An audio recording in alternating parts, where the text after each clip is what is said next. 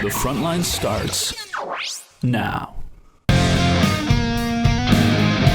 Welcome to another episode of the Frontline podcast here once again, although a little bit of a different setup since power outages really hurt internet apparently at the studio. So we aren't coming from you from the North Bay Echo podcast studio. We're coming to you from our individual basements. So Harrison, once again, welcome to the show. It's always a good time to have you on. And yeah, it should be a jam-packed episode this week. Before I let you take the floor, I should probably tell people I'm Kortney Kenny in case you haven't gathered. Anyways. Hi, Kortney Kenny. No, thanks for having me on. I love being on the show, and yeah, we actually have quite a bit of hockey to talk about this week. We do, and also stay tuned. Our guest this week is none other than former head coach of the Powassan Voodoos, Gavin, who is always a really fun time to talk about, or talk to, I should say. He's also a fun time to talk about, so, I mean, as JJ proved. Max may or may not, you're going to have to stick around and listen, defend himself against some allegations made by JJ on his podcast, so we might have a bit of a war brewing a little bit. But the big news, though, Harrison...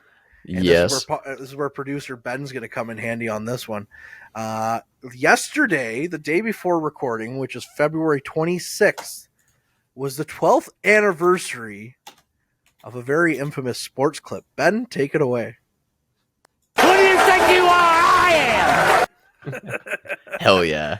Hell yeah. Shout out Pete friggin' man Weber. 12 years ago, that clip. That's awesome. Excellent timing.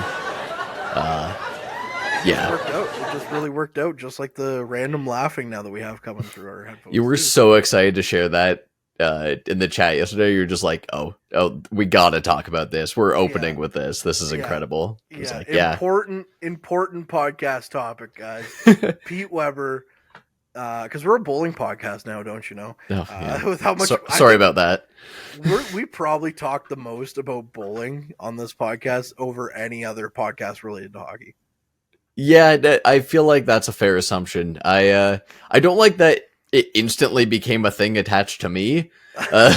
Because people, like, my Facebook feed or any social media feed just has random bowling advertisements for it now. People will just send me bowling stuff. And it's like, I've gone bowling maybe like 3-4 times in the past like 7-8 years.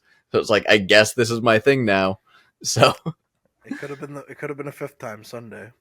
Yeah, but you gotta check the times to actually go bowling. Well, okay, so here's the thing. All right. Apologies to Panga. It was your birthday, and happy birthday. When you're closer to 30, she loves that. Oh no. I got to put that on podcast for everyone to hear. Anyways, I told her she's at the age where every year now you turn 29. But anyways, so I asked her, earlier in the week or a week ago, I said, what do you want to do for your birthday? It's whatever you want to do. It's the day. And she's like, oh, let's go bowling and see if the guys want to come bowling. So we put out the open invitation, and there was you and Ben Long was coming and Brad was coming until all of a sudden Ultimate Frisbee was a thing, which is fair. I'd rather go. No, I'm just kidding. I like to bowl.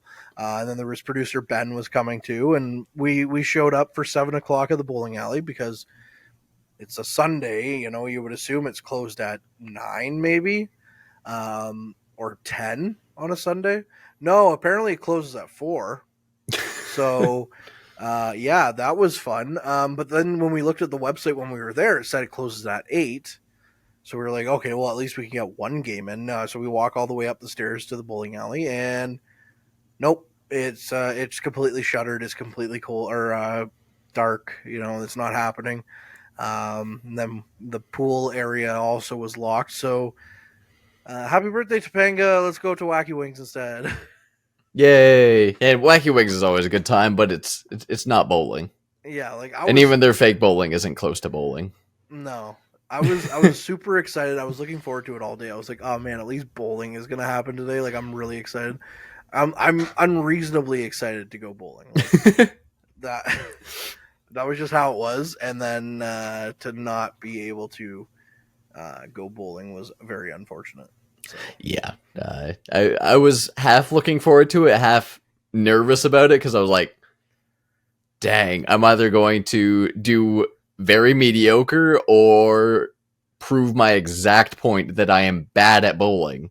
I've never once said I am good at bowling, but being bad at bowling, I was kind of happy that I didn't have to show that off on Sunday. So it's gonna happen though. You're not getting away from it.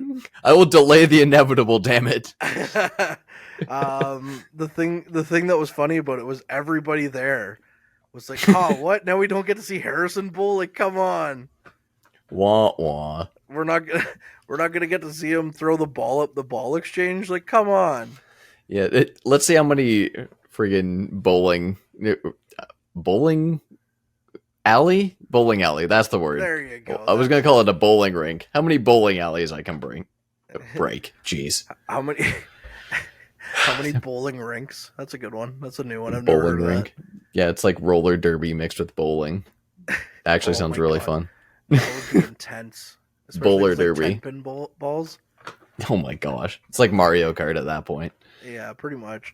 I'm shocked Mario Kart's never done something like that. I guess they kind of have things that a bowling ball wouldn't be able to really replicate, but now we're just delving into the hypotheticals, whereas we know Harrison's really good at bowling, so... No, I am not. But anyway.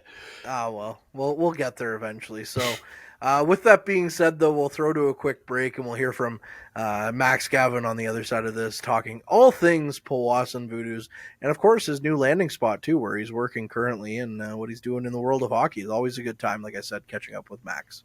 Average Joe's Eatery and Patio Bar is North Bay's only year-round lakefront restaurant. On the shores of beautiful Trout Lake, we have been serving delicious food and stunning views since 1999. Indulge in one of our delicious menu items, or simply sit with a cocktail in hand and watch the beauty of Trout Lake before your eyes. Check us out online at averagejoes.net or visit us in person at 3501 Trout Lake Road, North Bay.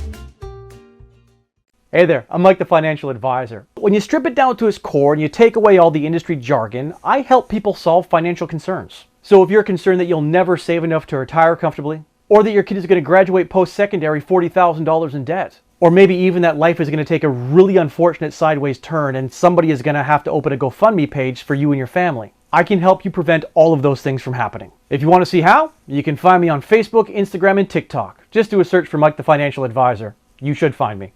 You rely on your vehicle to take you to the places that matter most to you. So bring your vehicle to the team you can rely on to keep it running at its best. Dave's Automotive Services. Whether you're getting your car or truck ready for the season with a tire change, making sure you're safe on the road with an inspection and certification, or doing your due diligence to keep your vehicle in tip-top shape with regular maintenance, Dave's Automotive Services has you covered. Expert troubleshooting, quality repairs, and time-efficient labor are the 3 stars of service you can expect when you bring your car or truck to Dave's Automotive Services at 411 Airport Road. Call 705-478-5544 and book your appointment today. I am so excited for this episode. We've been waiting, about a month now since I first reached out to him, seeing if he'd want to come back on. But it's the second time Mr. Max Gavin, the former head coach of the Powassan Voodoos, on the podcast. And Max, it's so good to see you. How's everything going for you?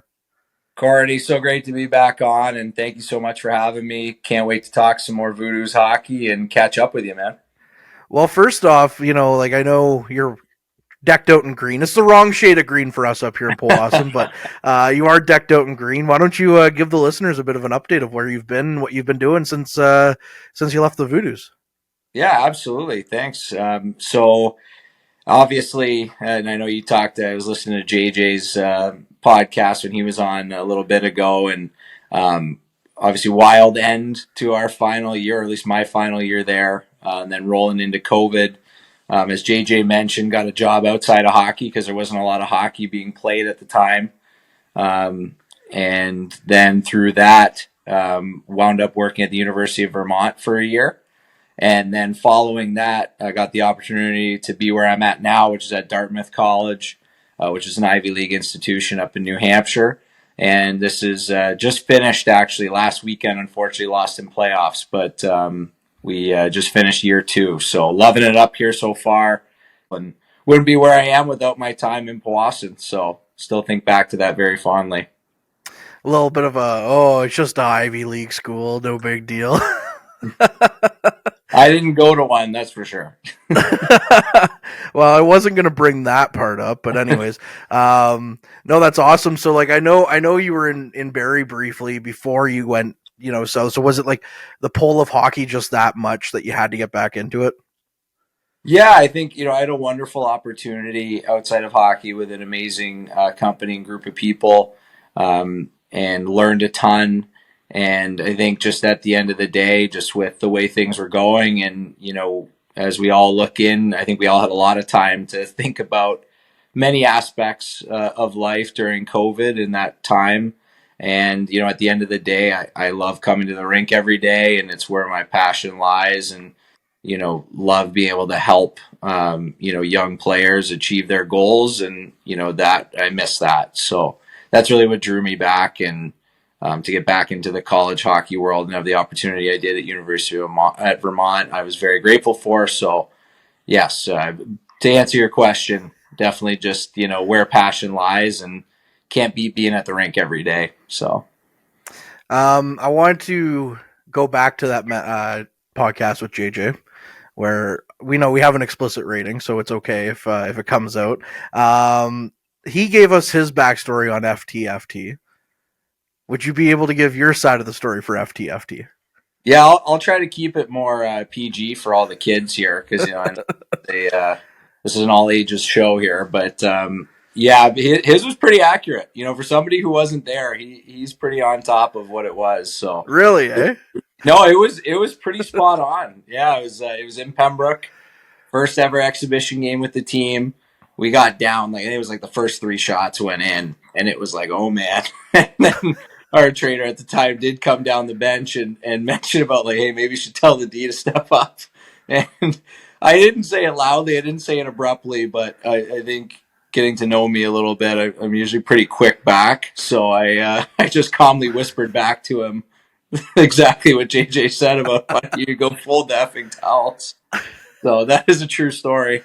And that led to JJ coming back the following year, and Daler and I, and Game Day Steve probably loved it the most. But yeah, the FTFT kind of turned into a thing. And gotta say, JJ's got some sharp towels. He knows how to fold them. Did JJ, I know he said it, but I want to get your honest assessment. Did JJ ever once come and tell you to get the D to step up a little bit?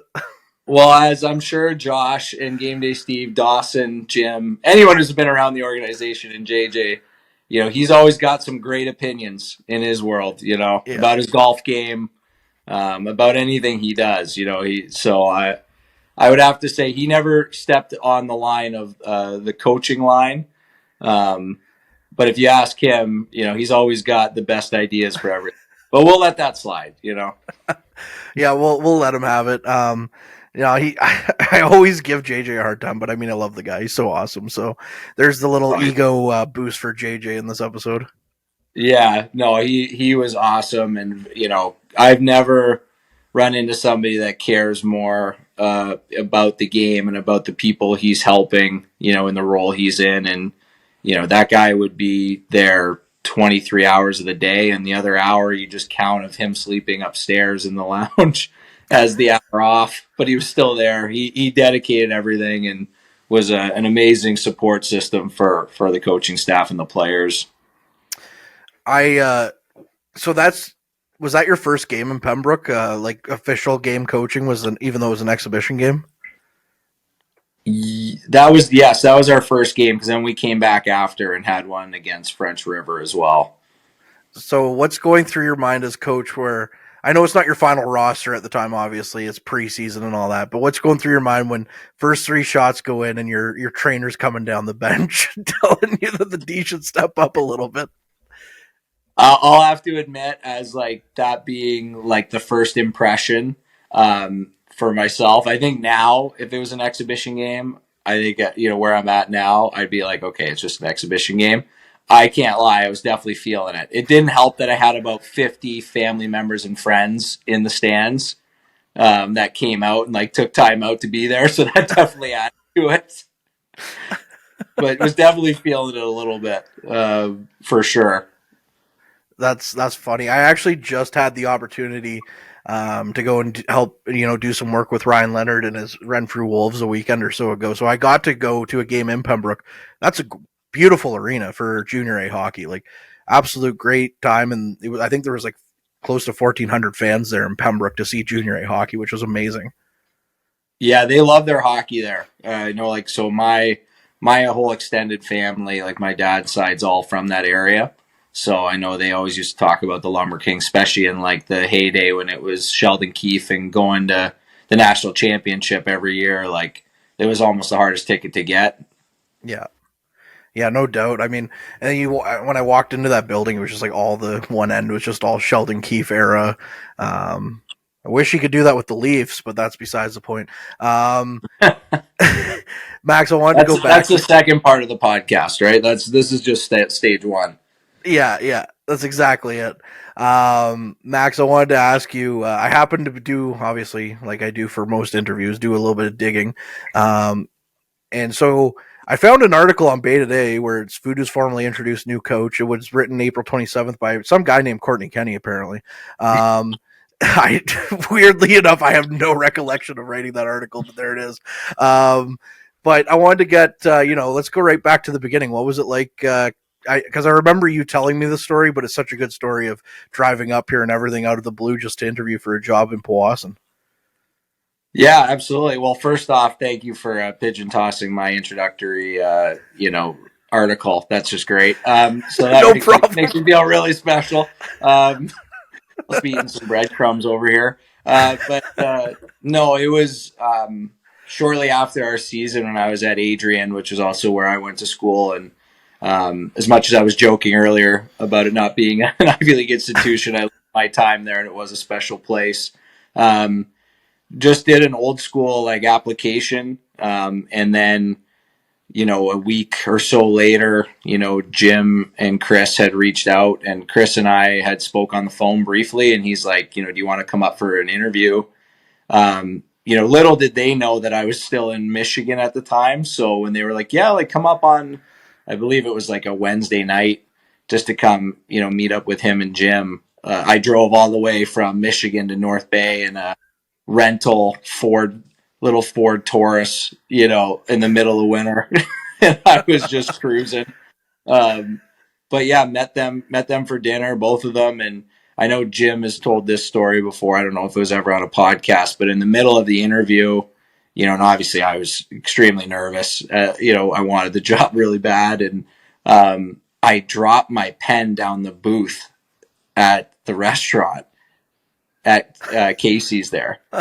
And so I am like now looking, I'm like, okay, it must have just dropped. And now I'm looking down, I don't see it. So then I'm like, sorry, 1 second. And I'm underneath, like trying to find, I can't find the pen. So now Jim has now gone under the table and is helping me look for this pen. And I'm just like, oh my gosh, that's it. It's over. Like that's the end of it. I don't know why I drove all the way up here. I'm the owner of the team digging under a booth here. But ironically, and the reason why is my uncle had given me the pen as like a gift. So it wasn't like a Bic, you grab at Staples. Yeah. I wanted to make sure I found it. But then it's funny enough, like months later, during halfway through the first year, Jim and I were just sitting down after a game, and I remember him bringing that up, and he's like, I'm paraphrasing, but basically he was like, anyone would take that much time to look for a pen, he's got to care about what he does. So it actually wound up working in my favor, I guess. But, from the start, Jim and Chris were the first two I had met. And it doesn't take long to be around Chris Dawson and Jim Bruce to know that they are salt of the earth, unbelievable people that care immensely about, the program and the people around them, and, Northern hockey in general, too, and the growth of the game. So, it was definitely something when they offered it, I was very grateful for, extremely excited about, and the cherry on top of being at the time, they were affiliated with North Bay Battalion, and the opportunity to work with some of their prospects and, the opportunity to learn from their staff too. It was all just like a perfect fit. So,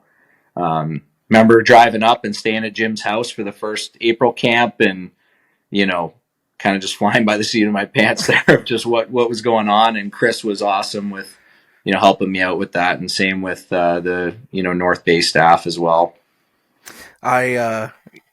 If you never drop that pen, I could be talking to someone different right now. So we appreciate the dropping of the pen.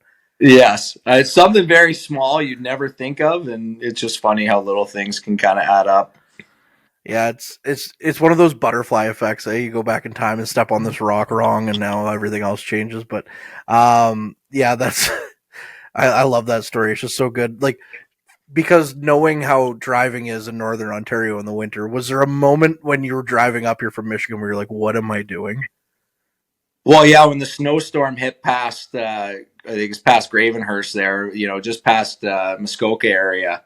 I was definitely at 10-2, and my knuckles were a little white for sure.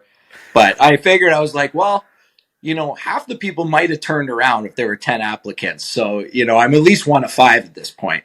So because I had never spent much time other than the big nickel tournament in Sudbury that you go to once a year.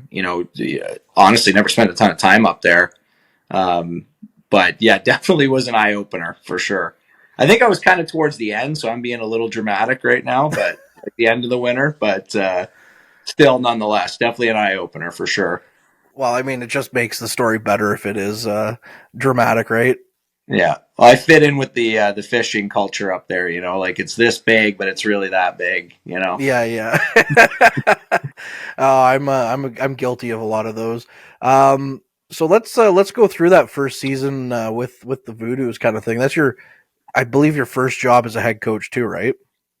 So I was there was multiple teams at Adrian. So I was a head coach at that, and an assistant with another team when I was at Adrian. Yeah. But this was my first, what you call it, tier 2 junior A head coaching job. Or I would say where head coaching was my sole responsibility. Yeah. So what was that as a rookie coach you're not only trying to figure out a brand new league, but you're trying to figure out really essentially what it's like to be just a head coach. How did that go for you for that first season? Well, first off, like I just mentioned to you, like the people in that organization make it very easy to be successful. I'll never forget, got the job talking to Chris and Jim about the roster, and Chris and I are talking, and all of a sudden it's, this guy leaves and this guy leaves and this guy leaves from a championship, first place team. And all of a sudden we're left with 3 players. So, as a rookie head coach, as you said, as somebody who knows the storied success of the program, I was definitely like, whoa, this is going to be I don't know how this is going to go. But, credit to Chris, credit to the North Bay Battalion, and Stan Butler was, very kind to me when I came there. Actually offered me to, stay at his place, and, gave us some prospects like David Campbell, Joe Verbetic, Chi Chigoy was there. Galima was kind of through that as well. So things came together, and Chris, Sea-Dog did a lot of work, and, he basically set us up for success. So him, Brent Tomlinson, there was a ton of people in the ownership to support that allowed us as a staff to be successful. And the one guy who never gets enough credit is Josh Dale. That guy is a rock. He's been there. He's still there. I can't say rock, right? Because I can't use that analogy of the Voodoos podcast. But he was really that, X factor for us that year.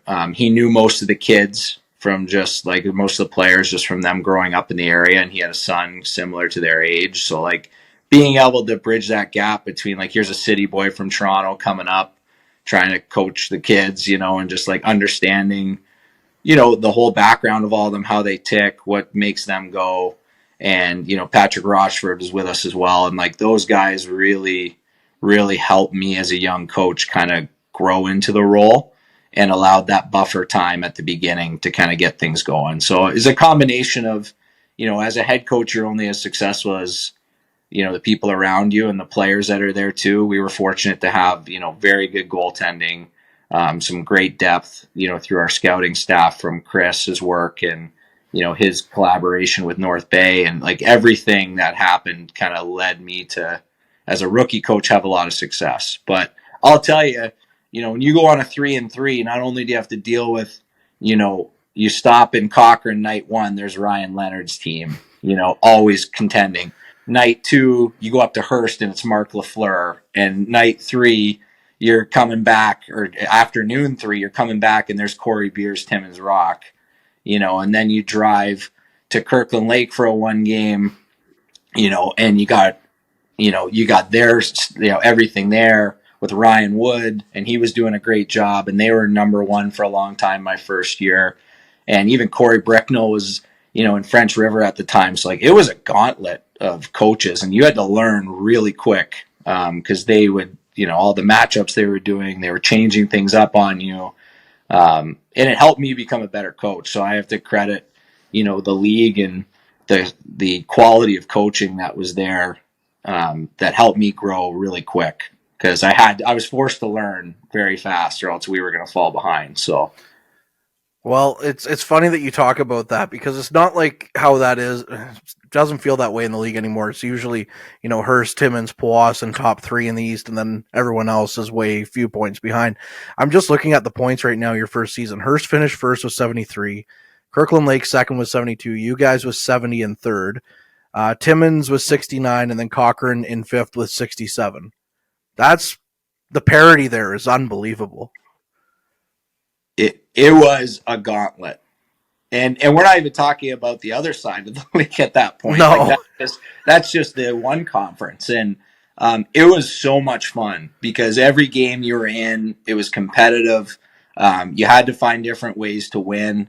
And it was really cool, because if you look at our games through the beginning of the year to the end, so like, we lost, I think it was like 5-1 to Kirkland Lake the first time we went there.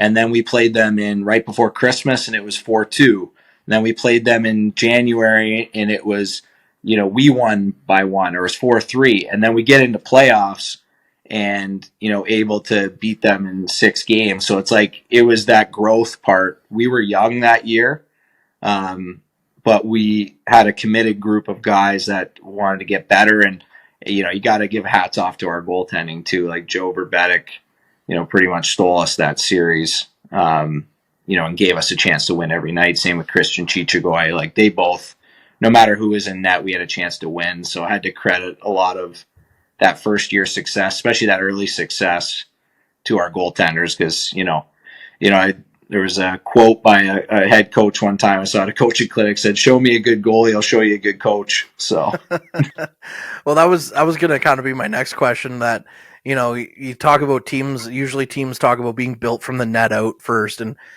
both years you were there, you had excellent, well above average goaltending, like probably elite goaltending. Joe Verbetic and Christian Chichagoy, like you said, that first year, and then some guy we'll talk about in a little bit, I'm sure, in year 2, that was in net. But yeah, like, it's just, as a coach, when oh, you're going down on the penalty kill, but don't worry, our best penalty killer is our goaltender. How special is that when you got a guy who's like got it above 930 save percentage in net, and you're just like, whatever, it's fine.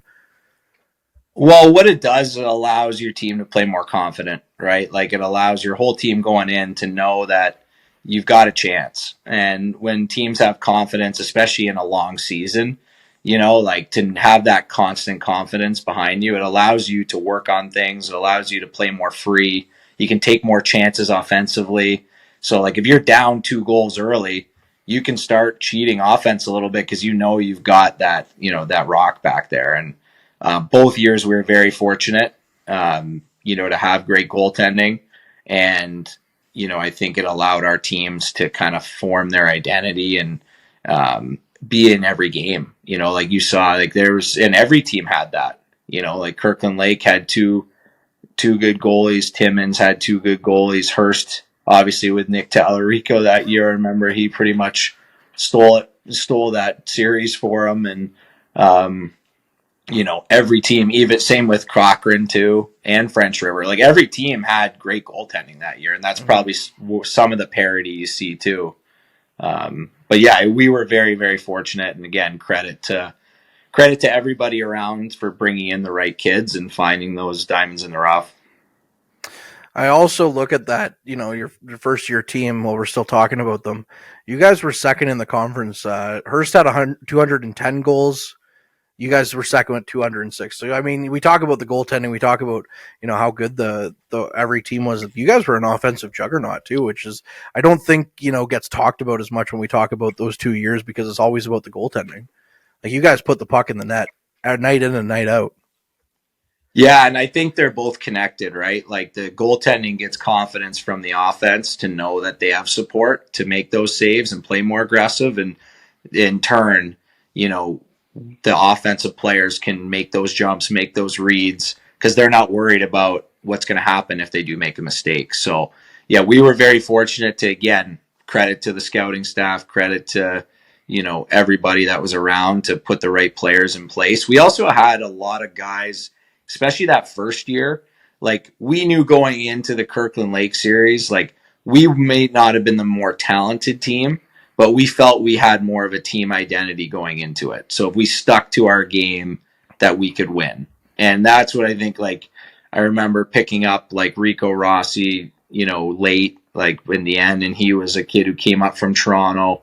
Maybe he didn't get what he thought he was going to get down there and came up and was a real leader as a 20-year-old, And I don't want to get into names too much because there's too many players that made too much of an impact. But, we had a great group of we had the right older guys with a mix of hungry younger players that came up from that AAA team that year, like the Galimas, Mills, Shawana, like all those guys, I think made huge impacts in that series that first year for sure. And they grew and got better. They wanted to get better and they wanted to win together, and we had a great team atmosphere. Well, you talk about talent, and when I think of that KL team in that first year, because they had two guys that you guys went out and got, Sam Elwood and Greg Trudeau-Paquette on that bench, that right there is a lot of talent just alone on Kirkland Lake. Although I will say, from my perspective, and this is pure speculation because I stood beside the away bench. I didn't get to hear much of the Powassan bench, but anytime Kirkland Lake came in that year, if they got down in the game, they just all turned on each other on the bench. Like it wasn't like a unity. It didn't feel like there was much of that. So like you said, just to your point of having a team identity and everything, just being around the team, it felt like you guys were close all the time. Yeah, and I think it goes back to like we had a good, strong presence of northern kids, that grew up playing together against each other. So even maybe if they, Brett Shawana played in Sudbury, but Mills, Galima, and those guys all played, on North Bay together, with David Campbell and those guys. So it's like they still all know each other, right? They're playing against each other all the way growing up. They've probably been to camps together in the summer. And I think there was a mutual respect between all of them. And I think, again, we had the older players that year, like the Cam Moores, and, we even had Dakota Woods come back from playing Major Junior that year. We had so many guys that I think like drove that locker room. And, again, like Eric Allaire obviously was a presence back there and, gave that whole group a lot of confidence just with his poise, toughness, I think we just had the right mix of that gritty Northern Ontario style where it's like, we're going to find a way to get it done. And again, with the goaltending back there, it allowed us to play that kind of style. And I think that's, what led to a lot of our success is the players really bought in and did what they had to do to win. They put their egos aside and weren't worried about who was on the power play, who was on the penalty kill. They just went after it and wanted to beat Kirkland Lake. So I think that's what led to a lot of our success in the playoffs. You guys go into the game or go again, like it's a East Division Finals. There's 3 points to separate you and Hearst. You go into that series. Unfortunately, they sweep you. I've always said to the people that weren't around, yeah, it was a 4-game sweep, but it's the closest sweep you'll ever see because I think most of the games either went to overtime or there were a goal differential between the two teams. You run into that hot goalie that you mentioned, Talarico, who his name is still ingrained in my brain because of that series, but what's kind of the feeling when you're just being goalied in a series like that? Well, I mean, I think we got a taste of our own medicine because Joe did that to Kirkland Lake in the first series. So, I think it was one of those things where we were young and, hey, Hearst is a tough place to play. Like I still tell people all the time, I've still got the shirt in the other room of the second overtime game when I got Gatorade thrown at me from the stands. Like I just like was standing there, they score, I'm like, shoot, turn around and I taste fruit punch. And I'm like, what the heck? And Dailer's like, what's going on? And I look down and there's the stain all down this nice white shirt that I had. So somebody had thrown, and I look up and someone's flipping me off from the stands. Like, but you know, it was a hostile environment. The whole town was out there. You know, I remember Brett Shawana actually had to go down to the dentist's office or the veterinarian's office, I think it was, or no, was it dentist? The local dentist was up in the crowd. He got cut and needed some stitches. He ran down in his gear like 2 blocks to the dentist's office and then came back for the third period. So like, you know, what an atmosphere that, you know, hey, Nick, they had a lot of 20-year-olds that year. They knew what they needed to do to win. And every game they gave themselves a chance to win. And, you know, we had a breakaway the first game with 30 seconds left. You know, we had opportunities. We had a power play in the second game late. So, you know, it was just a matter of they took advantage of their opportunities and we maybe missed on a few of ours. And that's how quick a series can get away from you. And they wound up winning the whole thing. And I think you're right. I think, you know, the group that was winning that series was going to win the whole thing. Yeah, well, I mean, that's exactly what came out of it, right? So, I've still never been to Hearst, but I've only heard great things about that arena. However, Josh Hardiman, the current assistant coach on the team, was telling me about a moose up there. Was there a moose when you were there when they'd score a goal, Yeah. the ice would light up? Yeah, the eyes would light up and there'd be a little bit of smoke coming out, and then Mark Lafleur would be smirking on the bench on the other side, try to change his lines up last minute and doing everything he could. I wanted to ask, I know, you know, it might be like kind of like an ex-girlfriend at this point and you don't want to talk about it, but when it happens where you ultimately resign from the team and leave and Mark ends up being the successor, what's going through your mind when you see that announcement, Mark Lafleur's coming to Powassan? Oh, he called me before he took the job. I was up at the lake and he gave me a call and we talked for like probably an hour. And I was excited. I mean, did it make it real? For sure. You know, and you see that Instagram post or Facebook post, you know, in a relationship, you know, it's like, then you're like, oh, okay, it's real. But no, like, honestly, I was really excited for the group, for the organization, knowing, like I said, like utmost respect to him. I always looked to him as kind of one of the coaches that was like the bar in that league. He's an excellent coach. He's a winner. And you knew coming out into that, you know, new world we were going into, he was kind of that perfect person with the right experience and the right winning mentality. And the fact that he had even been a GM as well up there and kind of able to help with the recruitment and do those type of things. I think he was a great fit. And I always had a lot of respect for him as a coach. Well, I unfortunately didn't get to spend much time with Mark because I wasn't around the team that much this year, but I did go out a couple of times for wings with him, and I'll have to say it was really funny. He'd always get really like hot wings, and he would just be sitting there sweating. And I looked at him one time. I said to him, "How is that fun? Like, how do you even taste at that point? Like, your tongue's got to be on fire, man." But, knowing him, he'd probably look at it. He was winning. He was like, I'm getting hotter wings than Kortney. I'm winning this. Like, knowing him, I'm going to sweat through this. I mean, I'm not big into hot wings, so he would have easily swept me under the table, but, that's what a guy, legend in his own right for sure. And like you said, one of the top guys. I mean, we talk about Kirkland Lake, and it's unfortunate to see where they are now in the league, but he won a championship with them, right? Like, and he won a championship with her. So, yeah, I mean, kudos to Mark Lafleur, but let's turn the page a little bit and look forward to the championship season that never was, basically. This one might be a little bit tougher to go through because of how it ended, but going into that summer, Max, you know, you're the end of your first year. You guys just lost out to the eventual champs. What's going through your mind into the summer? How excited were you to get back to Powassan that following fall? Could not wait. Especially every week that went by, it just seemed like everything was falling into place. So like season ends, you're pissed off. You're like, what the heck? But we also knew that if we could keep that core together, that we were going to have a special group coming back, right? Because the 80% of our team was 17, that year, 17, 18. And so we were like, if we can keep this core and add the pieces we need, like this could be a special group.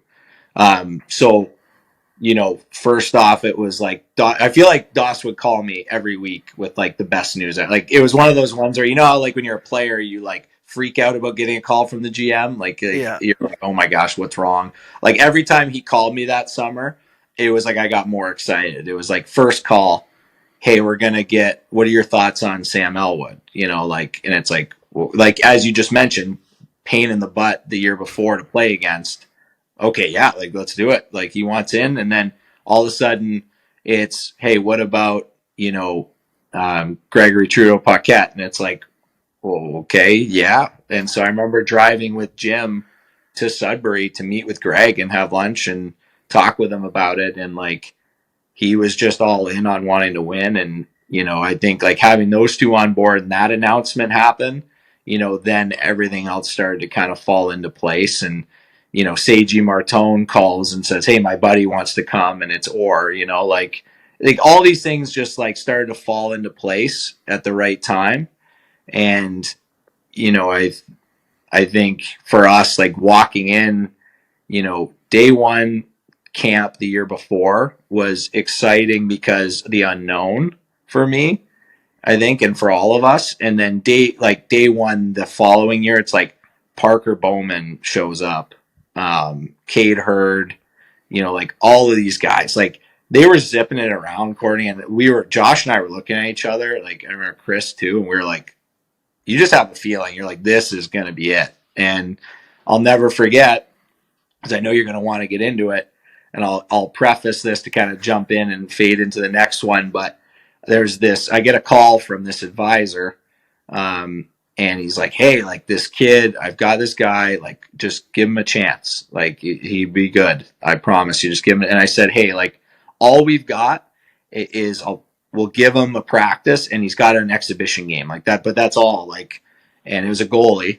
And so this kid shows up, and credit to him. And I'll say his name in a second if we already don't know who it is. Like he came all the way up from London, Ontario with no promises, with no expectations other than you get an opportunity and the net's open. And he showed up, and it was like, this is it. This was the missing piece. Like day one skate, looks like Jonathan Quick out there, the way he moves, so athletic, like great kid, great person, family's awesome. Like, and he gets in net, and we were like, we're signing him. Like, and that was Owen say. So like, when you say that, like everything, no pun intended, when everything comes into place like that, like to win a championship and to be a successful team, like you have to get a little lucky too. Like things have to come into place. And Parker Bowman, wanted to come back, and credit to our management and ownership for helping make that happen. And, because Jim and Chris had the relationship with Parker from when they won the championship before he went to Rimouski. So like they were able to talk to him about the opportunity to come back and bring him back, bringing Greg in, Sam in, even Seiji coming in and bringing, his best friend growing up who wound up being one of our best D, then Mondu comes back, then all these guys start getting together, and all of a sudden you're looking at this roster and you're like, oh my gosh, like this is going to be special. Like, and Owen was definitely the missing link to that. And I always tell people, like, because nowadays everyone wants a promise, everyone wants a contract, everyone wants a guarantee. I need to know how much I'm playing and this and that. And like that kid showed up with nothing. He had nothing when he showed up to our camp.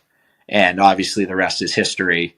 And so sometimes, like for all the kids, if they do listen to this, or if there's players that do pick this up, like he's a great story and a great model to follow of just like trust yourself, believe in yourself, and go earn it.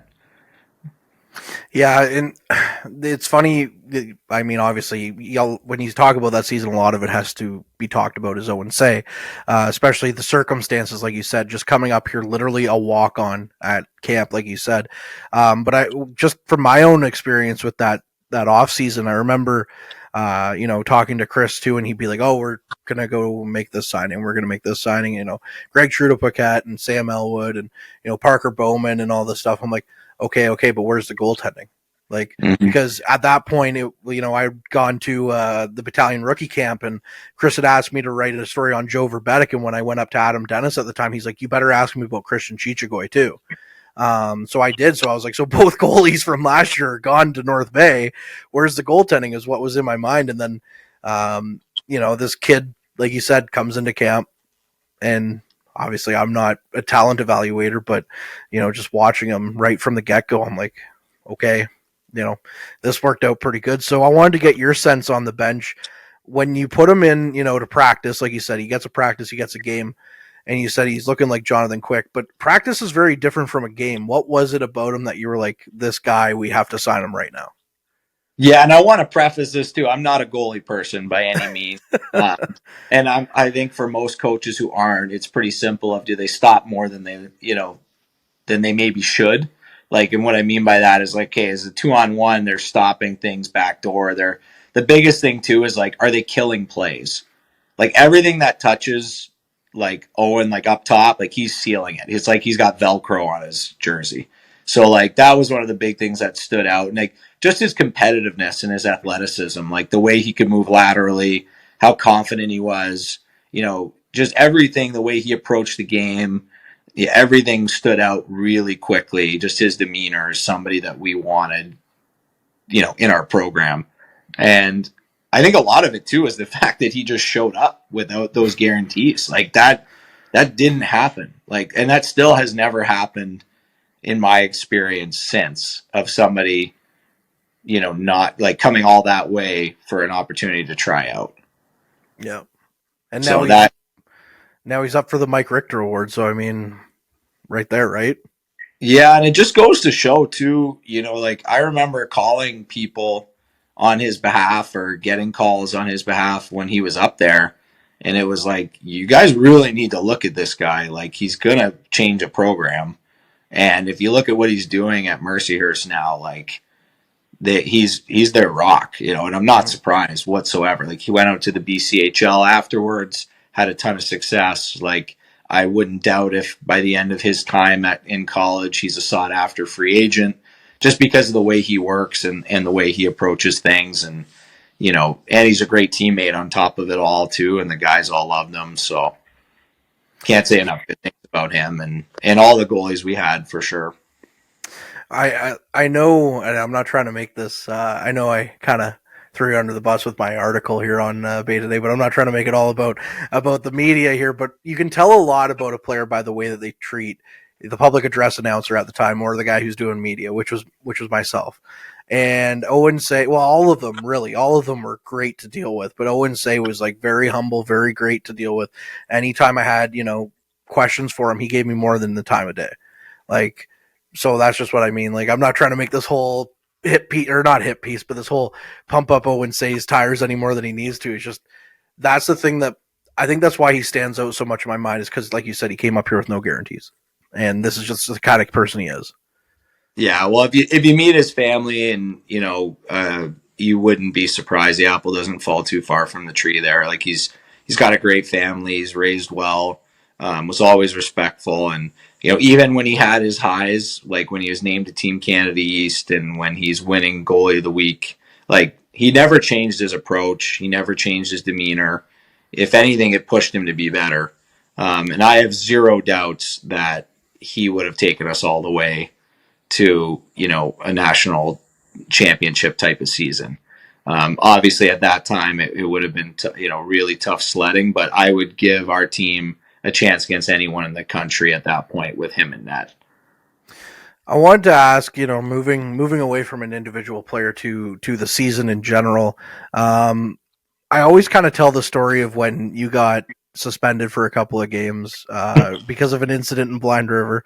And I remember you telling me at the time, being like, oh man, I was really looking forward to getting the buffet in Cochrane, and you never got to the buffet because your suspension ended. So did you ever end up getting to partake in the buffet in Cochrane at all? No, that was the last game, was Cochrane. I got up there. Oh, so you did? Okay, never mind then. I did. Well, I always joked with Daler, because I remember the first road trip we went up to Cochrane, I saw the buffet upstairs, and like, I know Lenny's wife, I believe at the time, ran it, and she would make, like, her and like a group of local people would make like homemade pierogies and all this different things. And I always jokingly said, well, if I ever get suspended, I hope it's there. And so that was always the running joke. And then sure enough, that incident happened in Blind River, and I looked at the schedule, and Taylor looks, he goes, hey, you're getting the buffet. Like, so that was that made the road trip a bit easier. But I gotta say, it was it's the only time, knock on wood, only time I've been suspended as a coach. Hopefully the last, but yeah, it definitely had the buffet. It definitely lived up to the hype. So hopefully Cochrane gets a team back in the next couple of years, so everyone can experience that. It's funny because both you and JJ now have been on here both saying, like, you know, hopefully they get a team back. Because, I mean, that's one of the few rinks I've been to in the Noge, and it's a great facility in Cochrane. Like, it's, I've heard from the players, you know, heated dressing room floors is amazing too, you know, stuff like that. So they definitely need a team back. But I have to ask, as somebody who's been there, did you ever coach a game in which they had the inflatable polar bear? Every game. Yeah. They had the inflatable polar bear, and they had the it was actually pretty cool. I was like, Lenny did a great job there. Got to give him credit. They had the big inflatable polar bear, and they always had good players. And Lenny was always one of the best at finding talent everywhere, and he has a great network. And it was always a fun place to play because you knew you were going to get a game. Like, you knew it was going to be tight. You knew it was going to be hard fought. Yeah. And the facilities were top notch. Like, it was one of the nicer rinks for sure in the league. Yeah, I asked him whatever happened to that polar bear, and he said he thinks it got to a dumpster, but then someone in Cochrane found it, and now they use it for snowmobile races. This is their big little thing that they got for the community. But one of our gentlemen on a broadcast last winter, I brought up the polar bear on air, and I showed him a picture of the polar bear, and he said it looks like a deranged 5-year-old child drew it, is what he said. Well, did you ever see the post from the NOJHL? Somebody, when Lenny was at the Dudley Hewitt the first year I was there, because they hosted it. Yeah. He basically was yelling at the ref, but it was like the perfect like mock-up of the polar bear logo. Oh, you got to get him to send it to you and post it. It's hysterical. Like, he literally looked exactly like the Cochrane Crunch logo. Like, he's like yelling at the ref, but his arm is up, and it's too good. Like, he's definitely got it somewhere, but it was awesome. Oh, I'm going to have to, next time I talk to him, I'll have to ask him. But I have to say, in Renfrew, he's got an inflatable wolf head for the players to go through now. So he's definitely brought some of his Cochrane traditions with him to Renfrew. And I credit to where credit's due. Lenny runs what I've seen briefly, a great program in Renfrew. So he works. The guy works for sure. He's always on the road. He's always making calls. He's always trying to provide the best experience for his players, for sure. Yeah. Can't say enough good things. But I wanted to, we'll move from that incident in Blind River, which I always think is one of the funniest incidences in the world. Because that was like your first loss of the season, or it felt like your first loss of the season. Then everything went haywire that game. But I mean, if you want to talk about it, you can, but you don't have to. I'm not going to put you on the spot about Blind River. No, I mean, we were out a few players that game, and we had beaten them not long before at home, and they were a top team on their side that year. And I think they wanted to make a statement. And in the end, it's junior A hockey, and you got to be ready for the challenge. And maybe that day wasn't our best day, but 1 in 50 isn't really gonna do much. It seems like Blind River is where everything's gonna get in trouble, because that game that you mentioned previous, I had gotten not into some hot water, but I gotten involved in an incident with a Blind River player. I don't know if you recall any of this, but I Hey, do. maybe you should look at the scoreboard, is what I said to him after he was talking about the shots on goal, which is something I couldn't control doing public address. So, but anyways, I won't get too deep into that one. So I'm just looking at the standings again for that year. So you guys finished with 92 points. Timmins second with 87, Hearst 69, Cochrane 57, 42 for Kirkland Lake, rounding out the standings in the East, and then of course the West being another gauntlet. But you guys, it looks like there's a gap between you and Timmins in that, but there really wasn't. Timmins was hot on your heels all season long. Yes, yeah, absolutely. And like another again, Corey Beer, and their whole staff did an excellent job of building internally. Like I think they really built up and they had a young group as well. Kind of similar to us in our first year. And I think they even had a little more talent than we did that first year. What I mean by that is you can see what happened the following year. They ran away with it. Like, cause they built up and developed their players. Corey Beer is probably one of the best developers of players in our league. And they had a great, Kevin Peaver was the GM at the time. He did a great job. They were our rival from day one. We went up in that 3-3 early, the famous Greg Trudeau Paquette walk-off goal, which that's Greg. He wears his heart on his sleeve. And but I think that like really set the tone for the rest of the year. They didn't like us. We didn't like them. And I know JJ kind of said it on his podcast. It's like, it was never like I have nothing against Corey as a person or any of their players as people. I don't really know them at all, but it was just like that healthy rivalry. I think it's like that old school, Toronto, Montreal, Pittsburgh, Philadelphia. Like I feel like if Corey and I were ever to work on a staff, we'd be great friends, and we still communicate here and there. But I had an immense respect for him as a coach, and they were very, very well coached and a good team. And it came down to the last weekend when we were up there, us winning to secure first place. So yes, you're 100% right. It was a battle all year, and would have been a great playoff series. That's for sure. Yeah, that's a lot of things were robbed during the pandemic, but those playoffs were definitely one of them. You guys also scored 264 goals that year to 141 goals against. Absolutely ridiculous. I remember, to kind of put that in perspective, your goals. I remember your home opener against Rayside. You guys like absolutely ran away with that game. It was like 11-1 or something. But doing public address, you have to get excited when you introduce each player, and you have to do the whole grand spiel and where they're from. And then you guys go out and you're like up like 5-0 after the first period or something. I remember having to run up to get more batteries for the microphone up to the coach's room. And I poked my head into the locker room. I said, "Boys, you need to stop. My voice is killing me." Should have got a Duracell sponsorship. Yeah. That would have been good that year for sure. Because there were a few games like that where, the horn would go and then Daler would look over at me and be like, "Okay, that'll be the last horn of this game. And even if we score another one," kind of thing. Yeah, I mean, it goes back to like that first day and seeing the talent on the ice. Like, I feel like for us as a staff that year, we talked a lot about just managing. We had a lot of players in that lineup that were used to being, the go-to player or, on the power play or getting a lot of minutes. And it's really more of a balancing act of, managing the people at that point and making sure that everybody felt that they had a role and an important one. And the other great thing is when you have success like that and you have nights like that, is you're able to roll the lines and allow them all to get the minutes they need. So we were fortunate to have a lot of talent in that locker room. And, as a coaching staff, we just really tried to make sure that everybody was, held accountable and made sure that they also had the freedom to use their talent and, let it be seen as well. With, I don't know if you remember the one time I accidentally had the goal horn though for a hit. I love it. Should have done it more. Yeah.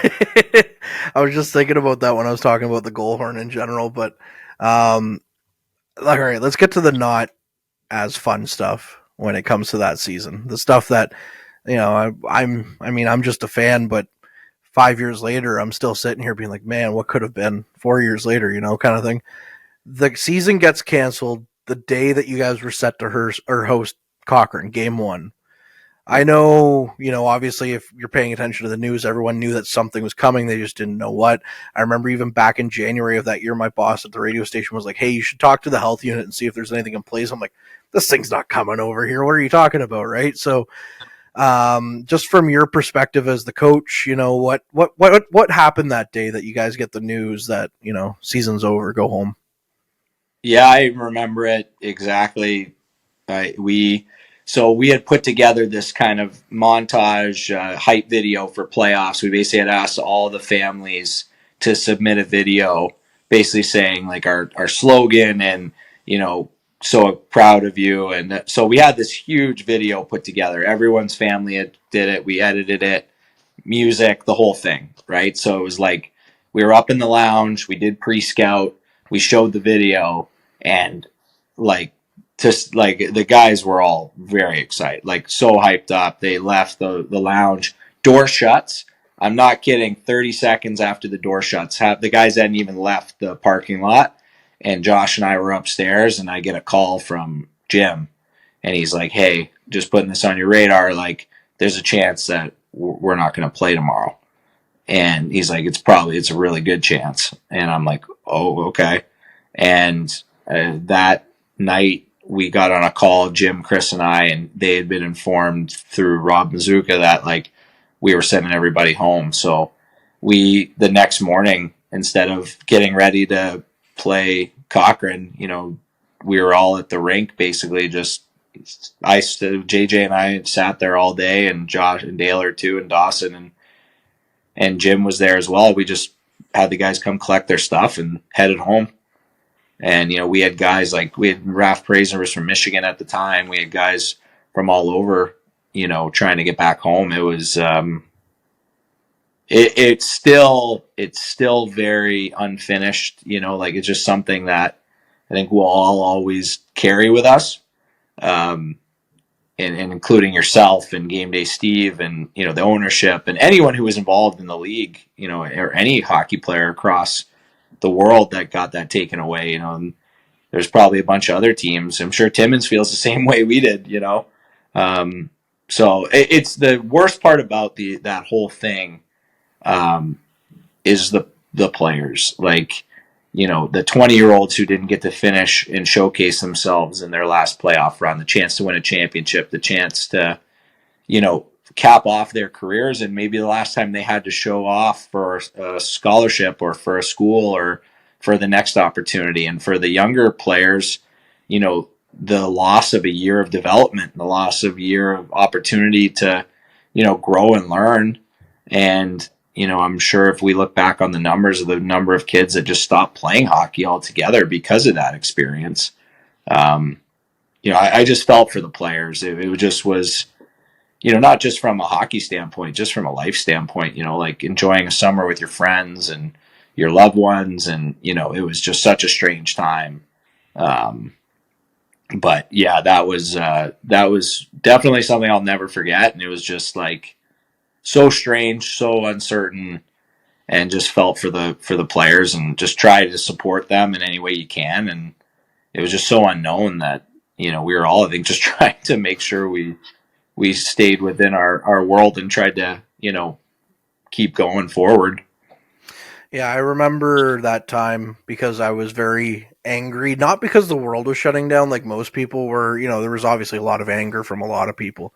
I was kind of relieved when it came to the battalion because they were playing themselves out of the first overall pick at that point. But with the Voodoos, I was so angry because I was like, this is it, man. This was the championship year. They were it was all in. You guys had the team, you guys had the goaltending, you had the people around the team. And I was like, whoever won out of that final, if hypothetical, that final between Timmins and Powassan was going to win it all. I just remember being so angry. And again, like you said, it's such an unfinished feeling. So that kind of moves me to my next question then for you. I know you're in a great spot with the wrong shade of green, of course, but with a sense of unfinished business, if an opportunity was ever to come back up, to come north, finish it off in the NOJHL, would you hop at the chance? Yeah, I think you'd never want to shut an opportunity down, knowing how great the people were, how great the league was, and everything about it. Like from top down, it was well run, it was professional, the people cared, the players cared, the atmosphere in all the rinks. You had fans in the building, like the people in all the towns are really passionate about their teams. I don't think the players will really understand what it meant for them to be on those teams and like play in those arenas, because I think they just thought that was the norm. And like, they don't understand that, like, not everyone gets 2,000 a night, and not everyone gets to sell out your rink, and just even the freedom to just play hockey and, be a hockey player, and maybe you have a job, maybe you're going to school at the same time. But like, yes, to answer your question, I mean, it always hold a special place for me. Wild to think I haven't been back since, just the way life goes. But no, it was definitely a special time, and learned a lot, grew a lot, and I'm always forever grateful to, the Voodoos, to Powassan, to North Bay, and everybody involved. So definitely think about it very often, and try to, touch base here and there with yourself, Chris, Josh. I talked to Pat Rochford, even, Stan, check in with as many people as you can, so. Well, I got a couple more for you before we let you get back to Dartmouth and thinking about Dartmouth hockey for next year now, I guess, at this point. But I know you put out that letter shortly after that the Voodoos. Well, I know you sent it to me because I had Twitter at the time for the Voodoos. Yeah. Got to read it. And at what point did you think I need to put something out here? About everything that's going on, with the, like you mentioned, touching on the 20-year-olds, and all that stuff.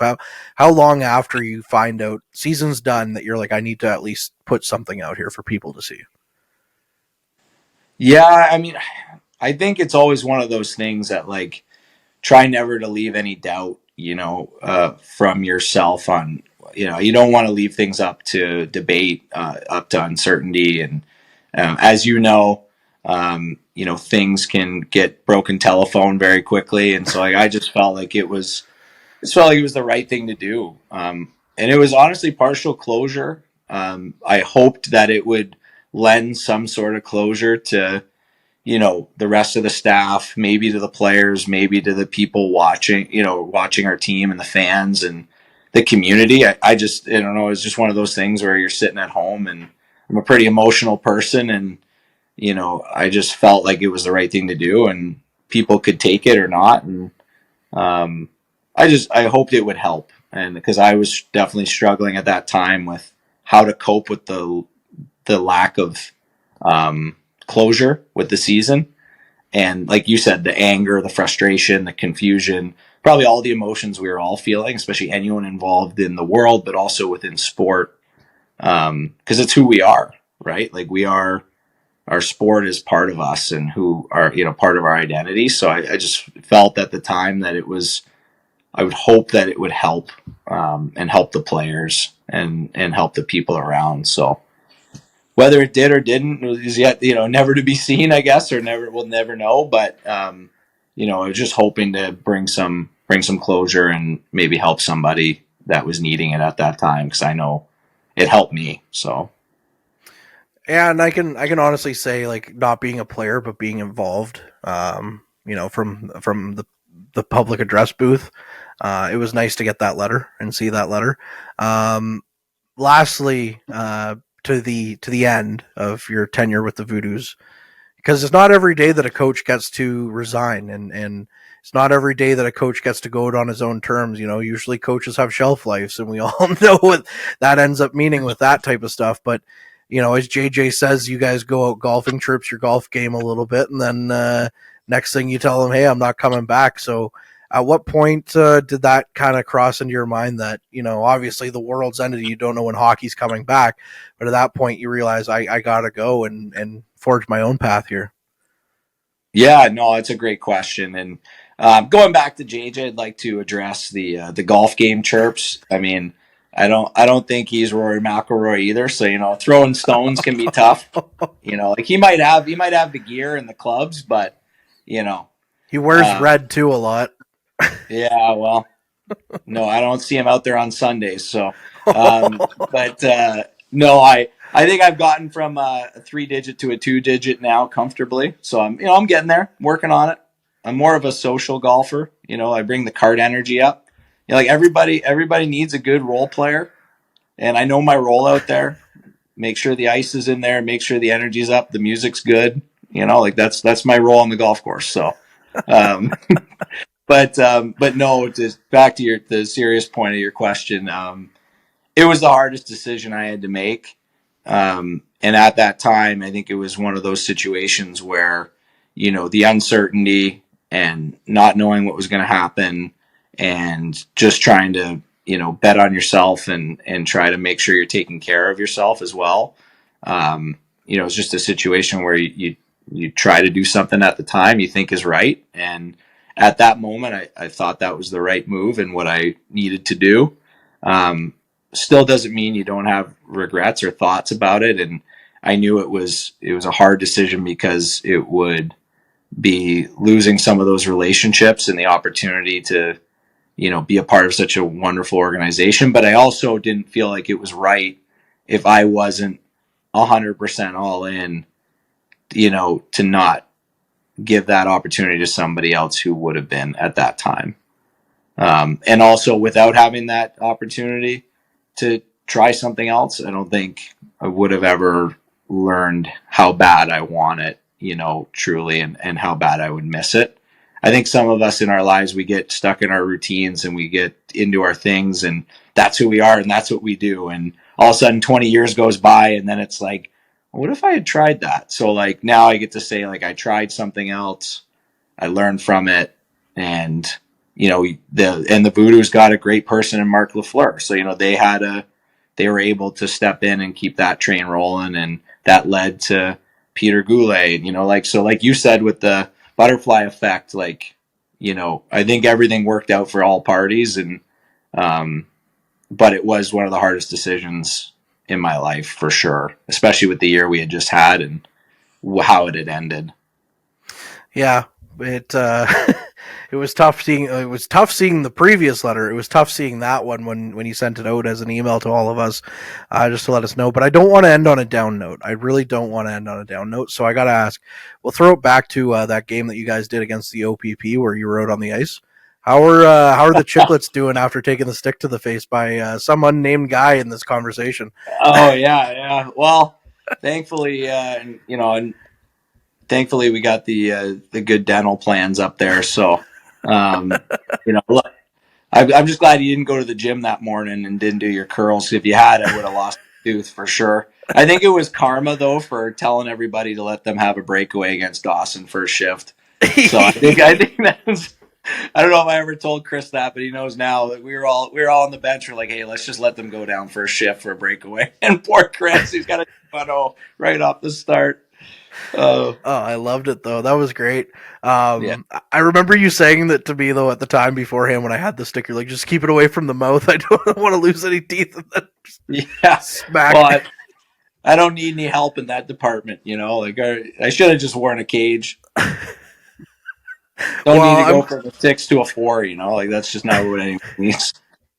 Well, I'm glad that you're not letting me own this one on my own, so I appreciate that.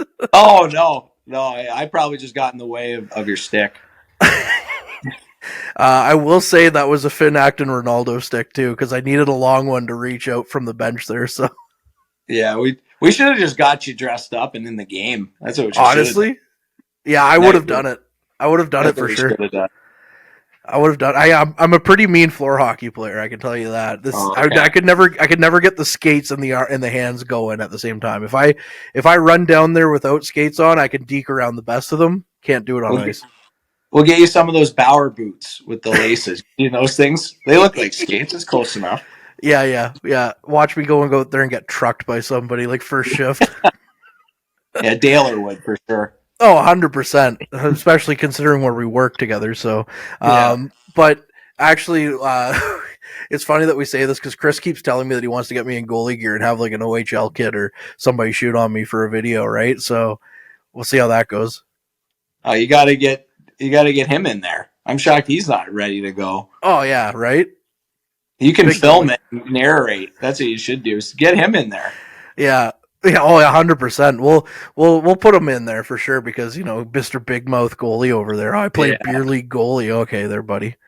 Yeah, you should sneak a camera crew in for one of his games. That's what you should do. I'll have it be known here on the record before we wrap. Okay. Back in December, we did floor hockey, and Chris started in net, and I started in net for the two teams.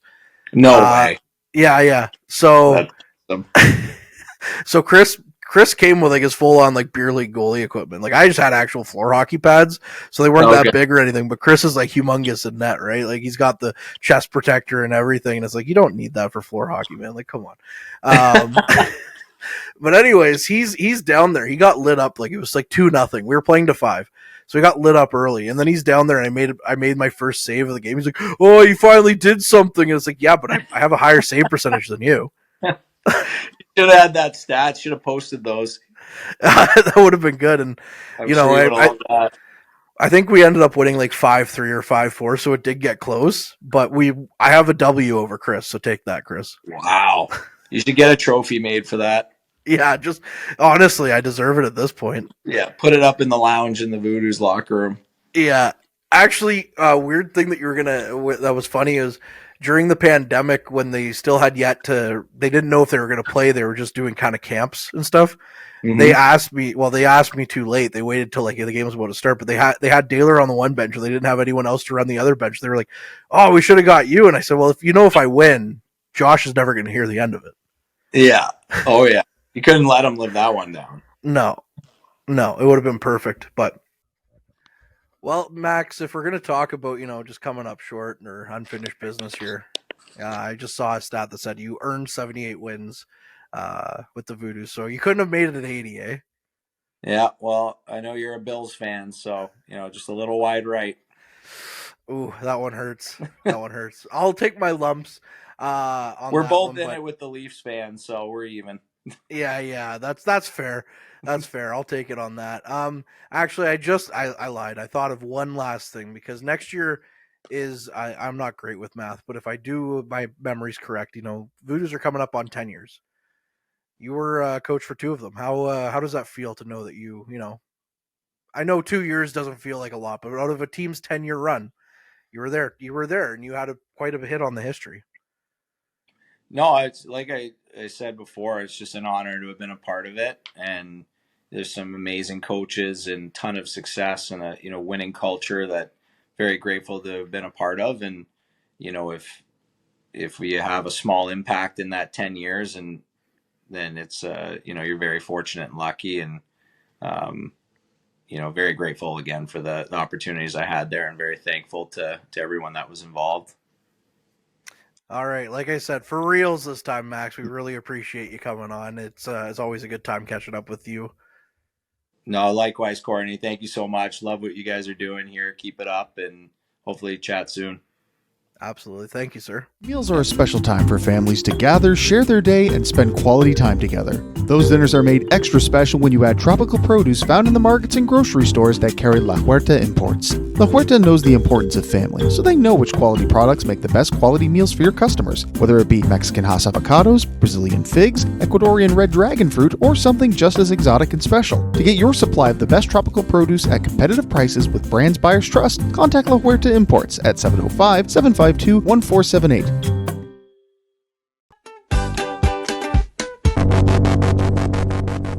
Barry! Huh? I told you not to be scaring the customers. Hey, Barry! Come on in for a bite. And bring Brianna with you. For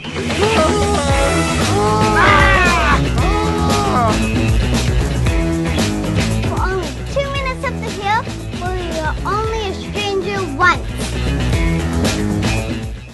Ready to to embark on an electrifying adventure? Look no further than the Mitsubishi Outlander, available in gas or PHEV, the SUV that redefines excellence. Recently awarded the best midsize utility vehicle in Canada for 2023 by AJAC. This bold and sophisticated SUV delivers advanced performance, safety, and tech, plus peace of mind with its standard super all-wheel control and the best warranty in the business. With red-hot deals and plenty in stock, your award-winning drive starts with the Mitsubishi Outlander.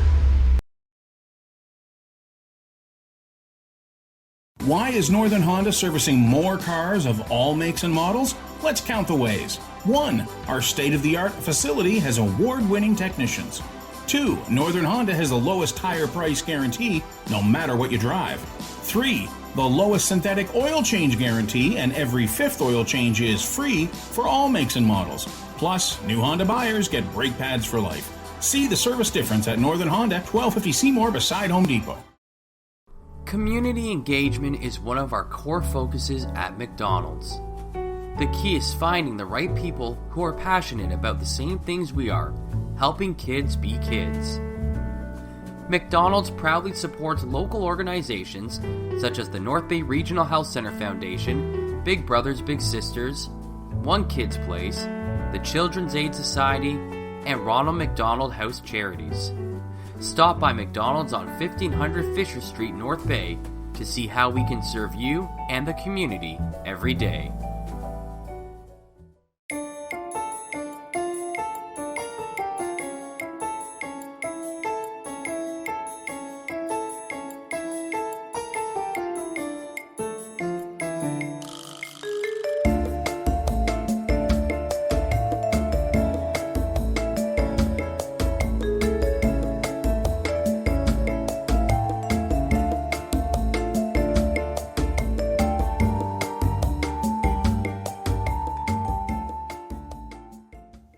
Huge thank you to Max Gavin for once again joining us this week. We always appreciate talking to Max, and Harrison once again rejoining me here for the back half of the Frontline podcast. We're without Cassie Millen this week, which, I mean, good. No, I'm just kidding. Oh my gosh. She's not even here. She's catching strays.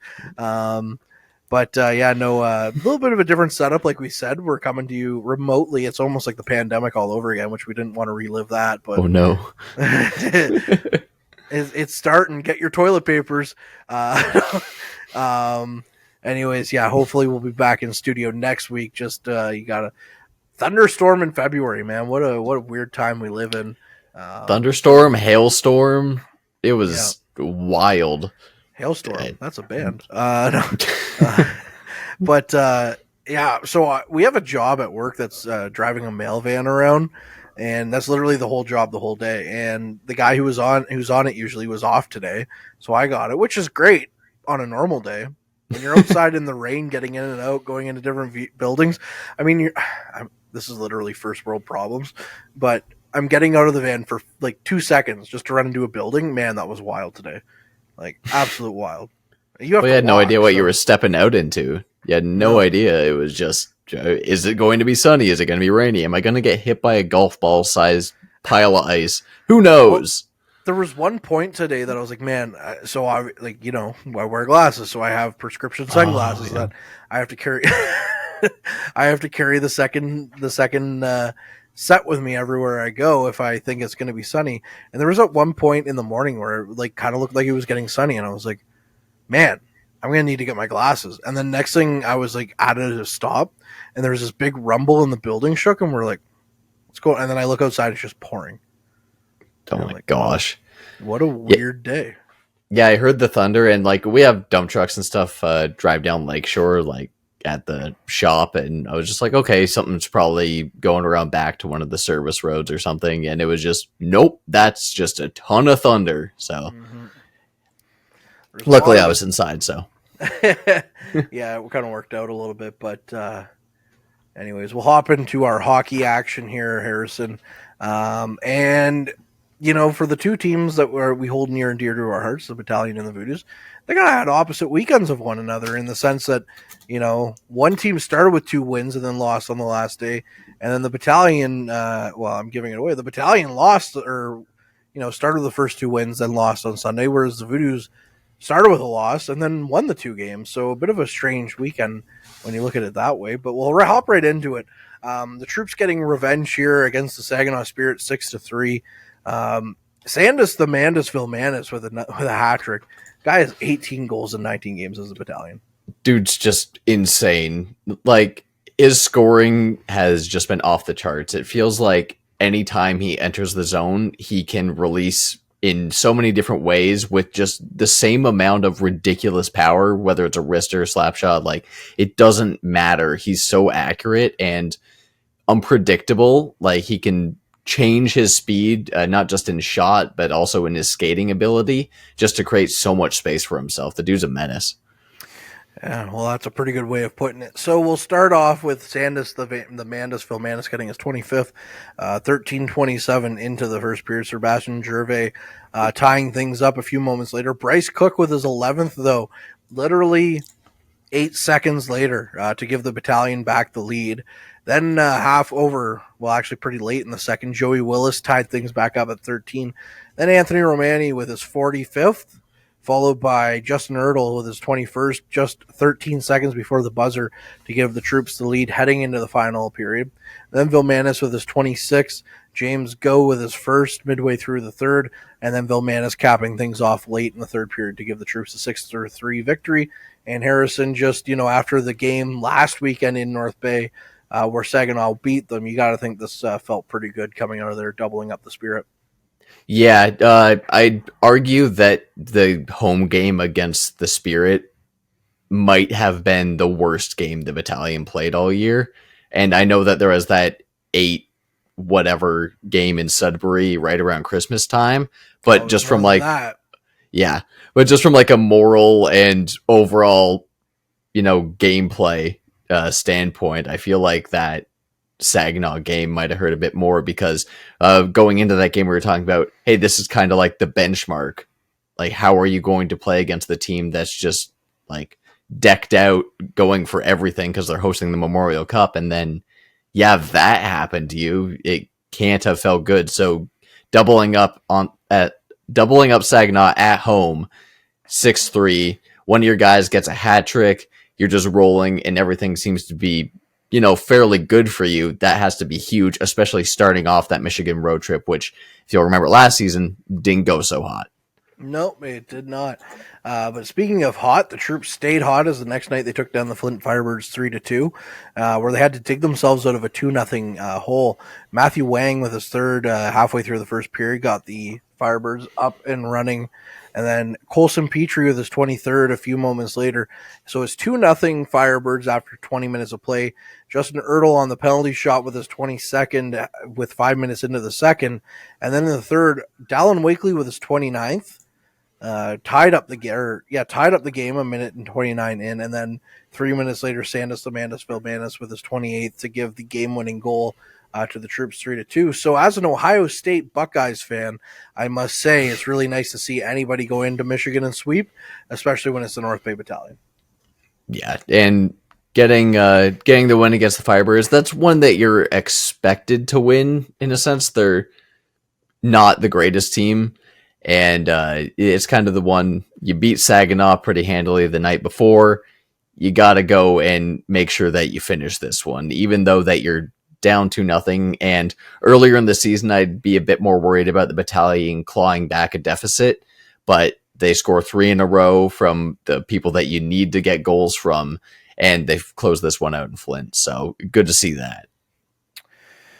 Sunday, the Sarnia Sting. Unfortunately, I guess you could say former face for the battalion, Carter Kostic, stung the battalion. I'm really kidding sometimes, not very often, but Bryce Cook got it off 3 minutes into the game with his 12th.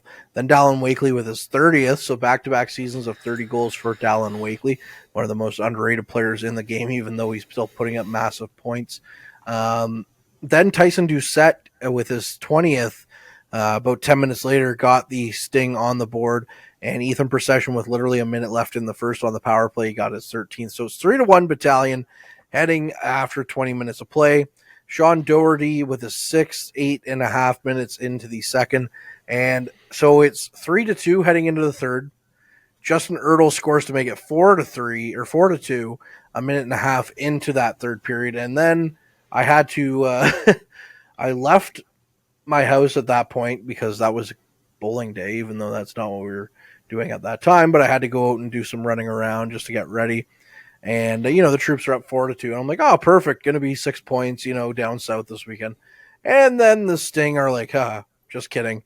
Marko Sicic with his 15th, Zach Filak with his 18th, Carter Kostic with his 7th, and Zach Filak with his second of the game, his 19th of the season, all in the span of 10 minutes. And that turned the game on its head, making the game 6-4. Owen Van Steensel with just under 2 minutes with his 31st, brought the game to 6-5, but that's as close as the troops would make it, and that's the final in Sarnia. Of course, the argument can always be made, though, Harrison, that's your third game in 3 days. You would expect probably a team to be running on fumes at the end of a road trip like that.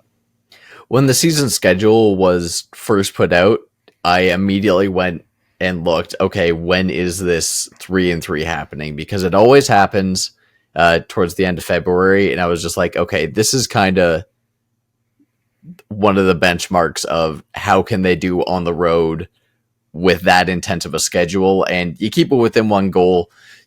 I didn't get a chance to watch the game, so I can't accurately talk about what may have transpired there, but it appears just from the score sheet and from the trends that we've seen from the battalion that it's, again, just keeping that full 60 minutes of pressure going. And when you're getting beat back by a team like the Sting that you should be beating, that's kind of hard to keep digging yourself out of that hole. Well, on the bright side, the troops will have their chance at revenge on the Sting this week. So Thursday, the day that this podcast will drop, the battalion will be hosting the Sting. We'll have the after-action report for you, of course, as usual, right after the game. Just looking at the standings, though, Brantford, 73 points, Sudbury, 72, North Bay, 68, Oshawa, 67, Mississauga, 66, Ottawa, 65, and that's your top six. And then there's a bit of a drop-off to Kingston at 58, and then Barrie in 8th at 49. 5 out of the 8 playoff teams, so Brantford, Sudbury, North Bay, Oshawa, and Mississauga have clinched a playoff spot. But the battalion have some ground to make up. They played a game more than Sudbury. They have some ground to make up even after a good weekend like that. If they want to see a third consecutive Central Division crown go their way, as they currently have 11 games left on the schedule, and they trail the Wolves by 4 points. So yeah, and the East pretty much locked up in who's going to make the playoffs. There's only one bit of variability, and that's between Barrie and Peterborough. But at this point, with so few games remaining, it looks pretty locked in, just jostling for position in home ice at this point for most teams in the East. Looking at the West, I hadn't looked at the standings in a little bit because I knew that it was mostly the top 4 teams who have now officially clinched: London, Saginaw, the Sioux, and Kitchener. 1, 2, 3, and 4 respectively. But Owen Sound now in that 5th spot with 59 points. They were a team that I can't kind of counted out for the most part, but being right behind those guys is pretty impressive. Albeit almost 20 points behind Kitchener, but yes. Well, yes, it's still the West. Yeah.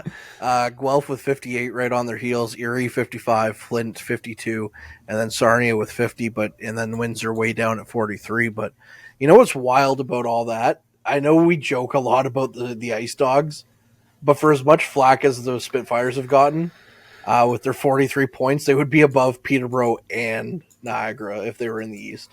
Yeah, and well, Windsor's picked up quite a few upset wins throughout the year. The one against Sudbury sticks out in my mind for obvious reasons. It's Sudbury losing, yay! But yeah, Windsor still keeping in it to the point of a bottom team is staying in it, but they've impressed in certain situations for sure.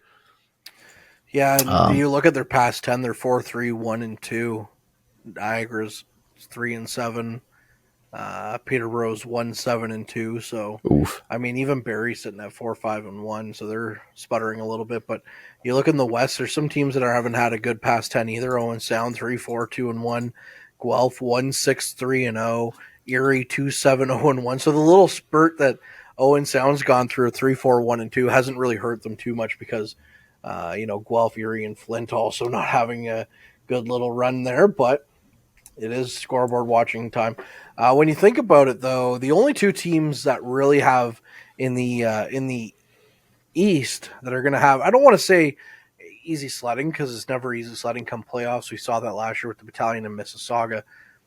Brantford right now, if the playoffs were to start to play, they have 73 points. They're slated to play Barrie, a rematch of last year's Hamilton versus Barrie series, although Barrie did have home ice advantage in that one.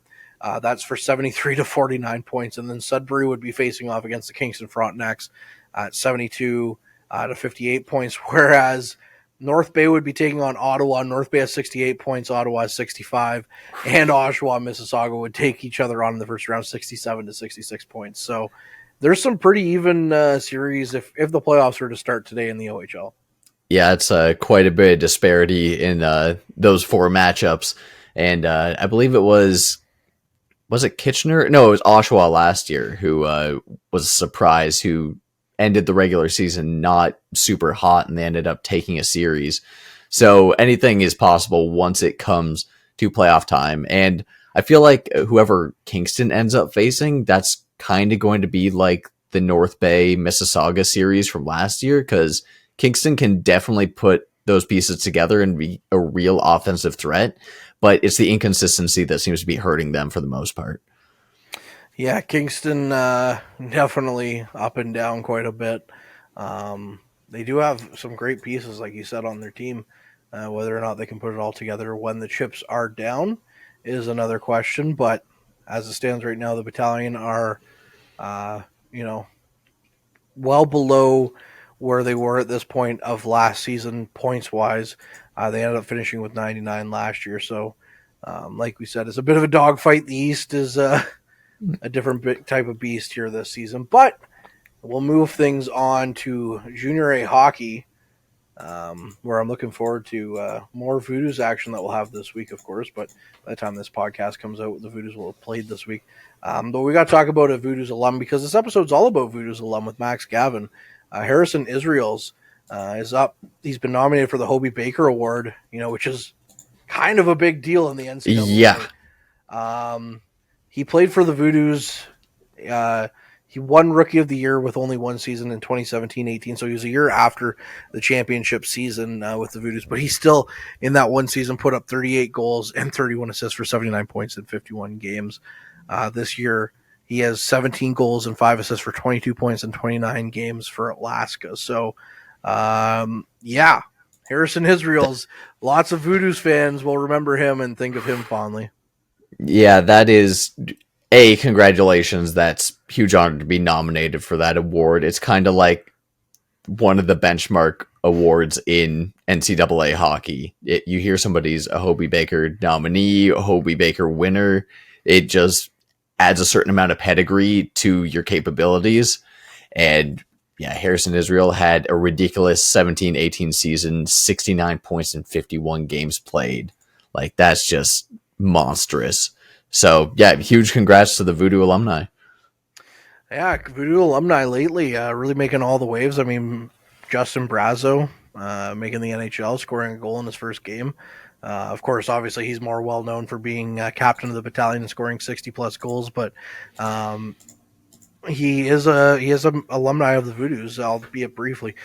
Speaking of the Voodoos, missed a chance to pick up ground on the Timmins Rock, although they still picked up a point. They picked up 5 out of a possible 6 this weekend up north, so that's all you can ask for if you are the Powassan Voodoos at this point. Taking on the Timmins Rock on Friday, they fell 5-4. Lucas Lowe with his 13th, Wraith Smith with his 23rd to tie things up in the first. Henry McClellan is 5th. Dylan McElhaney, the former Rock, putting the puck in the net in that game. Brian Patrick with his 16th, and Zach Turner. And at that point now, it's 4-2 Voodoos. Then Felix Cadio Frederet with his 5th before the end of the second period. Harry Clark ties things up, his 33rd. And then Lucas Lowe in overtime, 1 minute and 44 seconds in with his 14th with the game winner. And the Voodoos fall to the Timmins Rock. Yeah, my phone disappeared. Just give me a second. Oh. I'm back. Technical difficulties. Oh, nope. Why? I believe in you. You shouldn't. All right, I'm back. Okay, so yeah, if you're going to win a game on this road trip, you should beat Iroquois Falls, which we'll get to. But the one you really want between Timmins and Hearst is probably Timmins. You have that rivalry. You've had, like, they're at the top spot right now in your conference. You really need to be taking points off them. And yes, you pick up one, so it's only really 1 point gain for Timmins. But you're starting off, that's when you should be your freshest. And unfortunately, that's the one that they can't close out all the way. And that also tallies as Charette's first loss, albeit in overtime. Yeah, so he's still undefeated in regulation. So we'll take that. I just want to point out Dylan McElhaney with a goal in that game and Ryan Patrick in that game. Both of them ending lengthy goal scoring droughts, which is 10 games both. Both of them had last scored against French River on the 13th of January. And then they both scored again here the 23rd of February against Timmins. So good to see them put the puck back in the net. I don't want to take responsibility because I came on the podcast shortly after that. So I won't take responsibility. But anyways, and then if we turn the page to the next game, in a game in which the Voodoos are really fighting with this team for home ice advantage, Dylan McElhaney getting, first off, the Voodoos just absolutely took it to Hearst that game, which I'll take any day of the week. But Dylan McElhaney halfway through the first, second goal in as many games as fifth of the season. Matthew McMillan with his 20th, and Chase Thompson is 3-0. Voodoos after Chase Thompson's 21st of the season late in the first. Jack Robinson getting Hearst on the board with his 16th. Zach Turner with his 16th. He stayed impressively hot even after coming out of the lineup with an injury recently. Chase Thompson with his 22nd getting a second. Yippee-ki-yay, shorthanded Michael McLean in the third, 2-10 in, getting his third of the season. And then Zach Turner with another goal, his 17th, finishing that one there, or I should say William Paquette with his third to wrap things up. But a 7-2 victory over the Hearst Lumberjacks, and you got to love to see that, Harrison. Yeah, and part of where the Voodoos have struggled is consistency when facing stronger opponents. Yes, they're going to beat up on a French River. Everyone's going to beat up on a French River. But when you're going against those teams that are a bit more solid, are definitely in a playoff conversation and maybe even a championship conversation, they've kind of gone back and forth on how they perform. So going up, bouncing back after a tough fight against Timmins the day after, and then putting 7 up on the scoreboard against Hearst, that's got to feel really good. And that's quite impressive that it's not just somebody going on a crazy run. It's all lines rolling, everybody contributing in different aspects of the game, your goaltending showing up, power play, everybody's just there. And that's what you need, especially at this point in the season. Yeah, and Patrick Charette getting his second game in as many days too. So nice. We're just going back to rolling with him again in another game.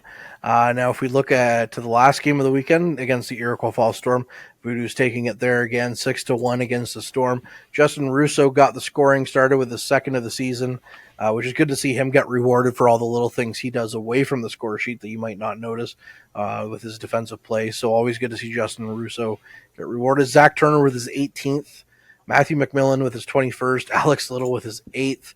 And after the first period is 4-0.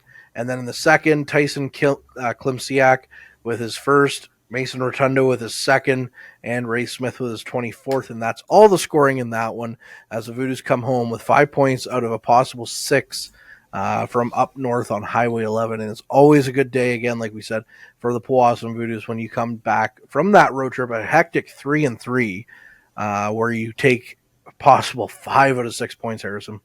That's huge. And when we're talking about points, I want to talk a little bit about new addition Will Rive. He has 4 points now in 6 games, so he's definitely been a nice addition to the team. He has indeed. Speaking of points, Zach Turner with his 18th, just did some quick math here. In his last 12 games, he has 12 of those 18 goals. Wow. That's ridiculous. Yeah. What a time to show up in the season, eh? That's terrific. He had run a 6-game goal scoring drought before that run. And then earlier in the season, he had 1, 2, 3, 4, 5, 9, 10, 11, 12, 13 game goal scoring drought. Oh my gosh. Yeah. So, and then putting up those numbers. Wow. In 48 games, he's got 36 points. So he's really coming on strong here. But again, just putting up 12 goals in his last 12 games. He hasn't gotten assists since February 11th against the Greater Sudbury Cubs, though. So we might want to get on passing the puck a little bit, Zach. But other than that, I'll take the goals any day of the week. Yeah, goal's a goal at the end of the day, so you'll take those, especially on a road trip and streak this late in the year. All right, looking at the standings of the East Division in the NOJHL, Timmins still leads the way with 62 points, 51 games played. They got 7 games left on the schedule. Powassan, 50 games in, 63 points. That's the good news. They're in second place. They got 2 points up on Hearst. Bad news is Hearst has 61 points and have 2 games in hand on Powassan. And then if we look at the bottom of the East, Iroquois Falls still fighting for their playoff lives with 32 points. Kirkland Lake right there with 26. And then French River all but assuredly going home in the spring at 18. Yeah, that's not where they want to be, but, that's a crazy thing about this league is that there's so much disparity in certain areas, but it's just like the top teams are just really, really good. And do the Voodoos have a chance to catch Timmins?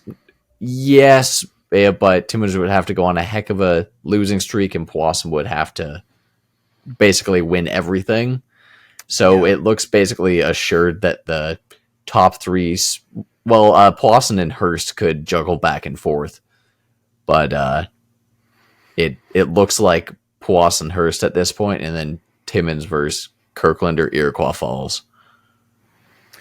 So what made me kind of laugh a little bit when you were saying that, French River's current streak, 0-21-0-1. No. I'm so no. And they're bested by Elliott Lake, who's 0-22-0-1. I didn't think tonight I was going to hear the words bested by Elliott Lake, but here we are. Well, oh my gosh. They're bested. Oh, I see. Well, okay. That clocks a little bit more, but yikes. However, Elliott Lake is hot on French River's heels, 15 to 18 points. So, which we'll quickly look at the West. Blind River leading there. They're starting to get a little bit of separation between Sudbury. That was a big win, by the way, Blind River last week in Sudbury. They have 82 points to Sudbury's 79. They've also played one less game than Sudbury as well. Sioux Thunderbirds right there was 67, Espanola was 63, and the Sioux Eagles was 61. The Sioux Eagles and the Paper Kings are fighting for their playoff lives right now, as one of those teams that have had a great season is going to go home at the end of the day empty-handed with, the Sioux kind of pulled away with 67 points now, and Espanola was 63 and 61. So you kind of look at that, and then you look at who's going to make it in the East, and I mean, I don't want to say too many bad things about some teams, but you kind of feel bad for one of the Sioux or Espanola at this point. Yeah, both teams have had really good seasons. Espanola has been probably one of my favorite teams to watch just because they're so aggressive and they have such speed and skill combined. The Sioux Eagles have just had a really good season as well. They're 61 points. It's a shame that one of those two teams isn't going to get a chance to fight in the playoffs. But hey, that's kind of the nature of the NOJHL. It could be the East next year that's really close, and then the West has like the top 3 teams in the 80s, and then bottom 4 or bottom 3 in a couple other positions. So that's kind of the fun of the league. That's kind of the curse of the league, is that it's kind of dependent on the conference that you're in, and how everybody else around you is doing affects you just as much as your play. You look at the goals for and you look at the goals against, though, in the East, and Timmins leads with a 226 goals for, 153 goals against. Powassan right there at 217 to 159. So the Voodoos right there. But then you look at this is ridiculous. No, you look at Blind River. They have 248 goals for, 123 goals against. That's a difference of 125. That's insane. Only 123 goals against. Yeah, at this point of the season, 51 games in. That's ridiculous. You're averaging what, like 2.2 goals against a game or something like that. I don't know. I'm bad at math.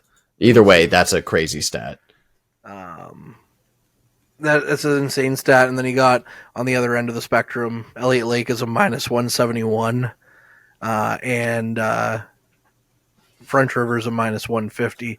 The difference is Elliott Lake scored 144 goals, so they've allowed 285 goals. French River has scored 135 goals, but they've also allowed 285. But the player I wanted to talk about, we're talking about, we talked about Owen Say earlier with Max.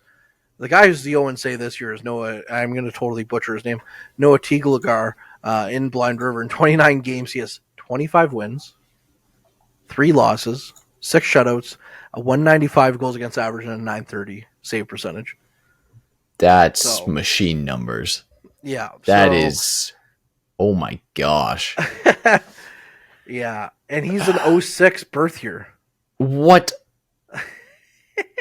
Isn't that ridiculous? Wow. That's insane. I've only seen Blind River a couple of times this year, and they looked like a good team, but it's been so long since we've actually seen them play that I guess they've just molded into an insane powerhouse. And their goaltending always looked good, but this is just monster levels at this point. They are ridiculous. They have one of the best jersey lineups in the league too. For sure. Love those jerseys, especially the cream colored ones. Might be a good year to be a Beavers fan, to be honest with you. Yeah. They're a fun team to watch. They're a solid team to watch. And with goaltending like this, that's the type of goaltending that even if other things fall apart, they can carry you far. This is coming from a Habs fan. But you would know about the goaltending side of things. That's all I'm saying. That's the only part I know. Defense, what's that? I think I saw a stat that said in the entire time that Carey Price was in with the Habs, he only had like 130 plus goal score, and it was like Alex Kovalev in like his rookie season or something like that. That sounds right. Isn't that ridiculous? Like, gosh. I mean, there were some pretty good Habs. Like that, the thing that's ridiculous about this, and this is coming from a Leafs fan, so I'll say this right now.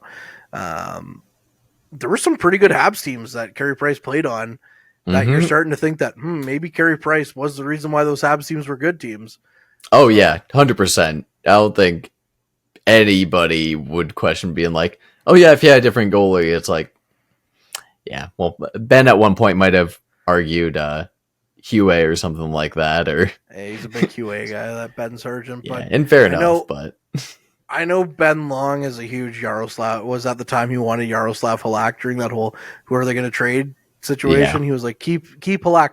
I mean, to be fair, Halak's a pretty darn good goalie himself, but what is the best goalie of this generation or Yaroslav Halak? You got to take the best goalie of this generation. But at that time, to Ben's credit, Halak had outplayed Price.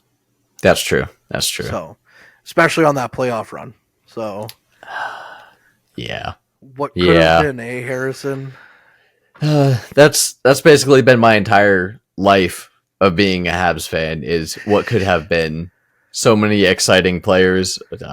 Hey, look, we had the bubble run, didn't win, still really exciting. That Vegas series was so fun.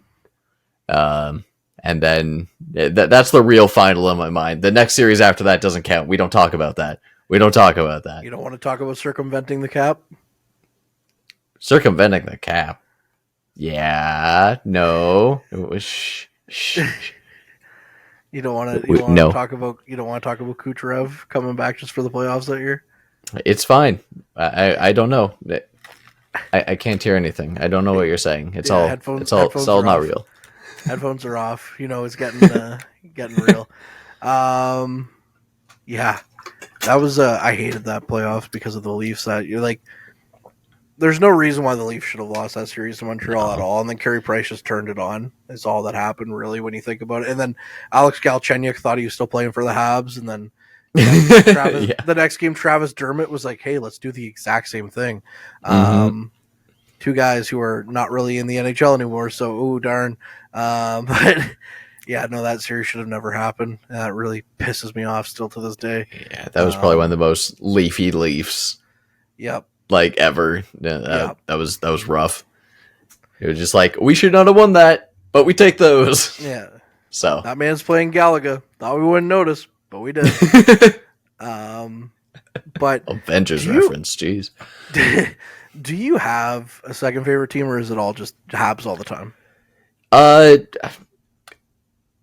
It's mostly been Habs my whole life. I do, funny enough, really like watching the Jets, just because I think the way that they play is really exciting. I think the way that they have like their goaltending just figured out at this point is really impressive, and the way that they've put that team together. Well, it kind of helps that you have Hellebuck on your fantasy team. Well, that does help, but just like watching them play, it's like, oh, this is a really solid team. And even the past few years, it's like, okay, they may not have been the best, but exciting stuff is always happening around Winnipeg. Whether it's good or bad, let's not talk about the Blake Wheeler situation from last year. But it's an exciting team to watch, and it's one of those ones that kind of like, in the sense that they have this year, that, oh, things have just kind of started to click, and their goal scoring is just really, really good at this point. And when you, again, going back to the same when you got a guy like Hellebuck, that's just fun to watch an elite goaltender. Yeah, it is. Also, Laurent Brosseau, who's my goalie in fantasy right now, is not doing too bad when he plays the odd game. Yeah, no, I was just curious if you were like a ride or die type of thing. Pretty much, but if I had to choose one, it would probably be Jets. All right, so we talk about the OHL. Do you have a rider? Are you ride or die Battalion, or do you have another team that you watch too? Well, if I have to be honest, oh gosh, I'm gonna just open myself up here. This is the Harrison therapy session. Oh no. Like, I only started watching the Battalion in the past few years, so there's not a lot of like deep stuff there. I always have a special place in my heart for the Bulls, because that was the first team, and so whenever I see the Bulldogs or whatever, I'm just like, they're always fun to watch. But at this point, it's just like, I'm always going to be wanting the Battalion to win in any head-to-head matchup that comes up there. But man, yeah, just growing up, it was all Bulls. So I have two teams that I watch that aren't or I will pay attention to that aren't the Battalion. And one of them's the Sioux Greyhounds, because you got to have an East and West team. So I like the Greyhounds. The other team is right there. This might be sacrilegious. Is that the Wolf? That's Howler. Yep.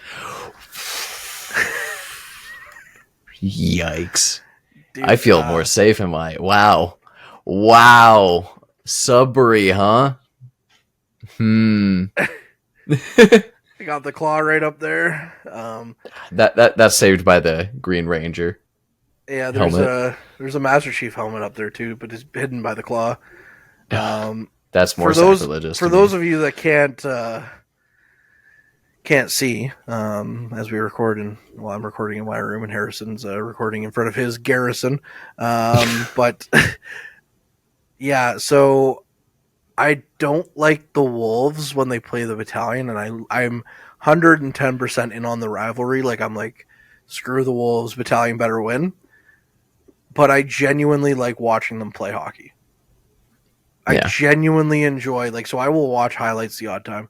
David Goyette's one of my favorite players in the league. I think he's one of the best players in the league too. The fact that he didn't get an invite to Team Canada camp is ridiculous to me. 100%. And I really like attitude issues or whatever. I really like Quentin Musty. I think he's a heck of a player. But David Goyette's probably my favorite player in the league to watch that doesn't wear green. So Yeah. And to the credit of why I have a howler and then the claw in my room is, in case you haven't realized from watching the show, the girlfriend's from Sudbury originally, and her parents thought they were being funny for Christmas last year and got me these 2 items for Christmas. So I didn't go out and purchase them, I swear. I just was given it for Christmas. So that's where I'm kind of a closeted Wolves fan, but I'll never... I guess I'm not closeted anymore. But they're in your room. I'll never go out and buy something like that. However, if I was to happen to come into possession of a David Goyette blue Wolves jersey, I would not be upset. That's fair.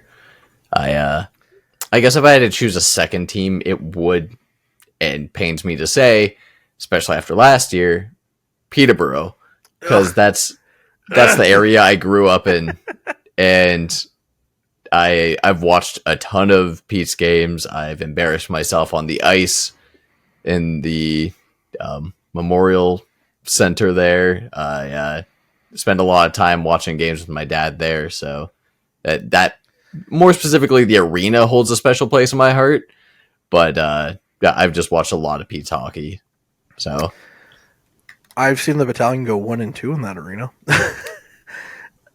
Yeah.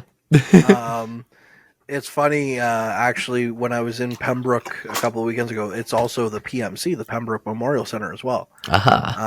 And Papa Mike texted me being like, yes, the other PMC. And I said, I like this one a lot more because I haven't experienced heartbreak in it yet. So. Yet. Yeah. I sometimes I'll go back now that the pain's kind of over, and I'll rewatch that clip of Mike Hall of the overtime winner in Game 6. 2-on-1, and we'll see you tomorrow night. Yep. And then we had to drive all the way back to North Bay, upset and angry. Yep. But it is what it is.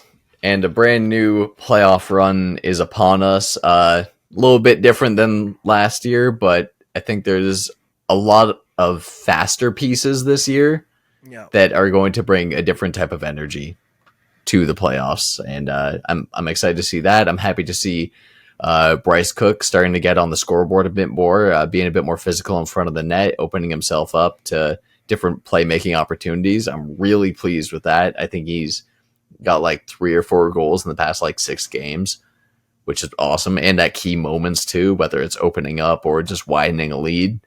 So that depth that you need going into the playoffs is starting to develop a little bit more. And especially with guys like Sandis heating up at exactly the right time, you got a good chance no matter who you're facing in the East. It really is a toss-up in the East. I am excited for sure once the playoffs start to see how it all shakes down.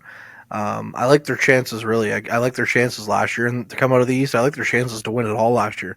This year, I'm going to say I like their chances in the East.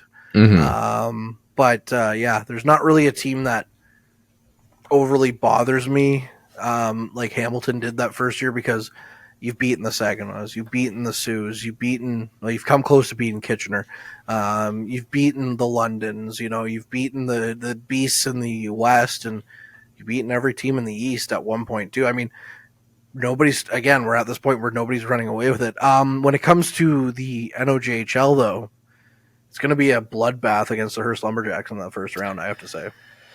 Yeah, and that's the thing about the East in that league is that whoever's in the 4th seed is basically signing up to get beat down on. And all due respect to, at this point, I think it's Kirkland. No, it's Kirkland Lake. You're not going to beat Timmins. No. It's just not going to happen.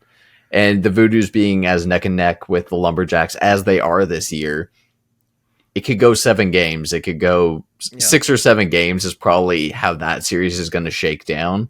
It's just going to be an edge of goaltending, and it's going to be an edge of who can play the tightest defensive game, because both teams can score. We know this.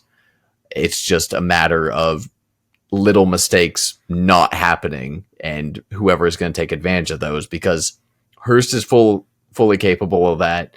The Voodoos most definitely are. So, as you said, bloodbath guaranteed. Oh yeah, looking forward to that. Looking forward to calling that once we kind of figure it out. But we still have a Hearst game that we have to get through here in Powassan at some point too, because that game still is yet to be scheduled. But before we wrap things up, Harrison, because we always like to have a non-hockey segment on this show, and I was racking my brain up until this moment of being like, what should we talk about for our useless information section?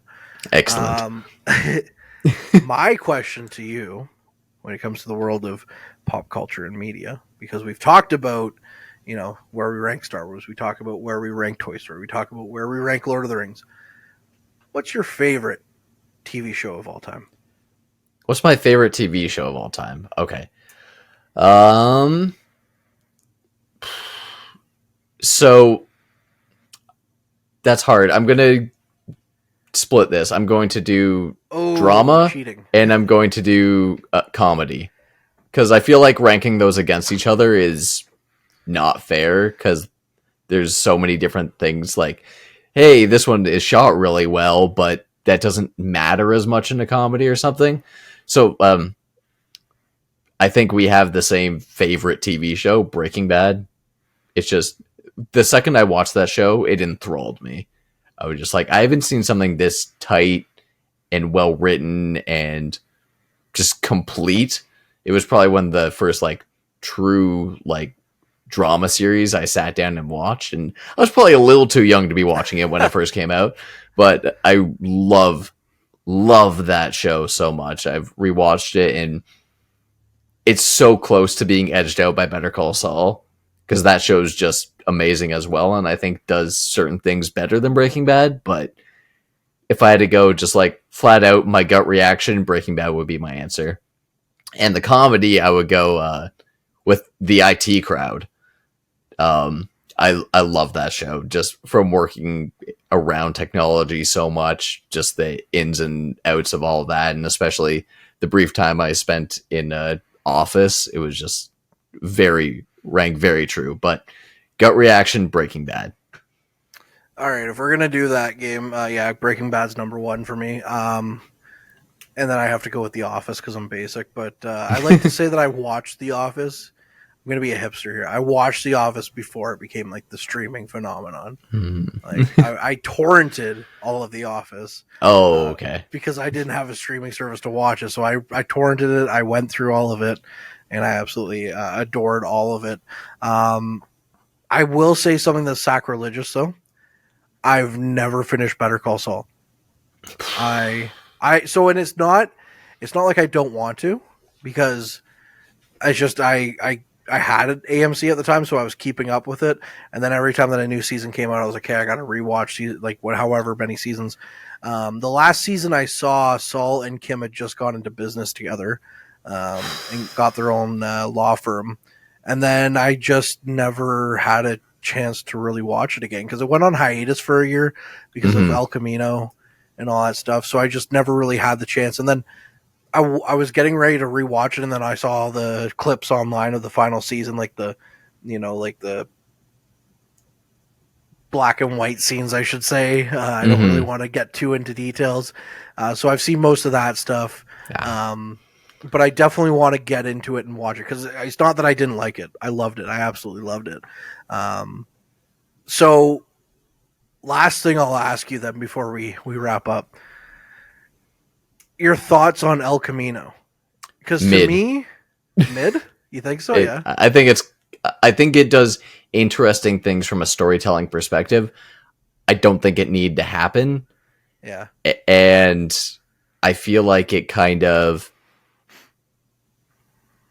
it wanted to be, this is going to sound really roundabout way of explaining how I feel about it. It feels kind of like Rogue One to me, where it's just there's certain parts of this that I really like, but there's certain parts of this where I'm just we kind of knew all this happened already. We don't need this to be just shown out to us, and especially in this long of a format.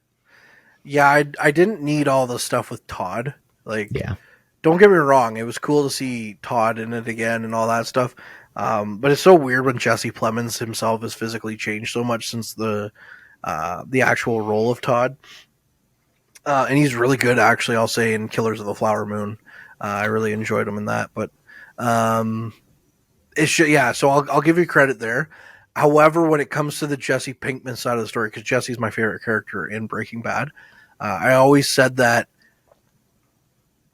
it's Jesse at the end of Breaking Bad. The show's 11 years off the air, so if you haven't seen it, this is really not spoiler territory. Jesse gets out, driving away. Everything is, you imagine in your mind that everything's happy-go-lucky, and well, not happy-go-lucky, but he's going to have his happy ending somewhere. As much as he's like broken, he is the man who is broken at the end of that show. Mm-hmm. Walter gets off scot-free, 100%. But the end with El Camino, to me, the whole post Breaking Bad, not the Todd stuff, the whole post stuff, I'm like, that's the ending for Jesse Pinkman I didn't know I needed. Yeah, that's fair. I will say the one scene I'm really glad it gave us is just him showing up at Badger and Skinny Pete's place. Yeah. And then just like being in the shower and just having that second of nothing. Yeah. And then being like, just breaking. Yeah. It was, I really, really liked that scene. I was like, okay, this is probably a super accurate portrayal of just like that amount of misery and tension and fear. And then just like, I'm kind of safe now. What do I do? Yeah. Aaron Paul's so good. He's great.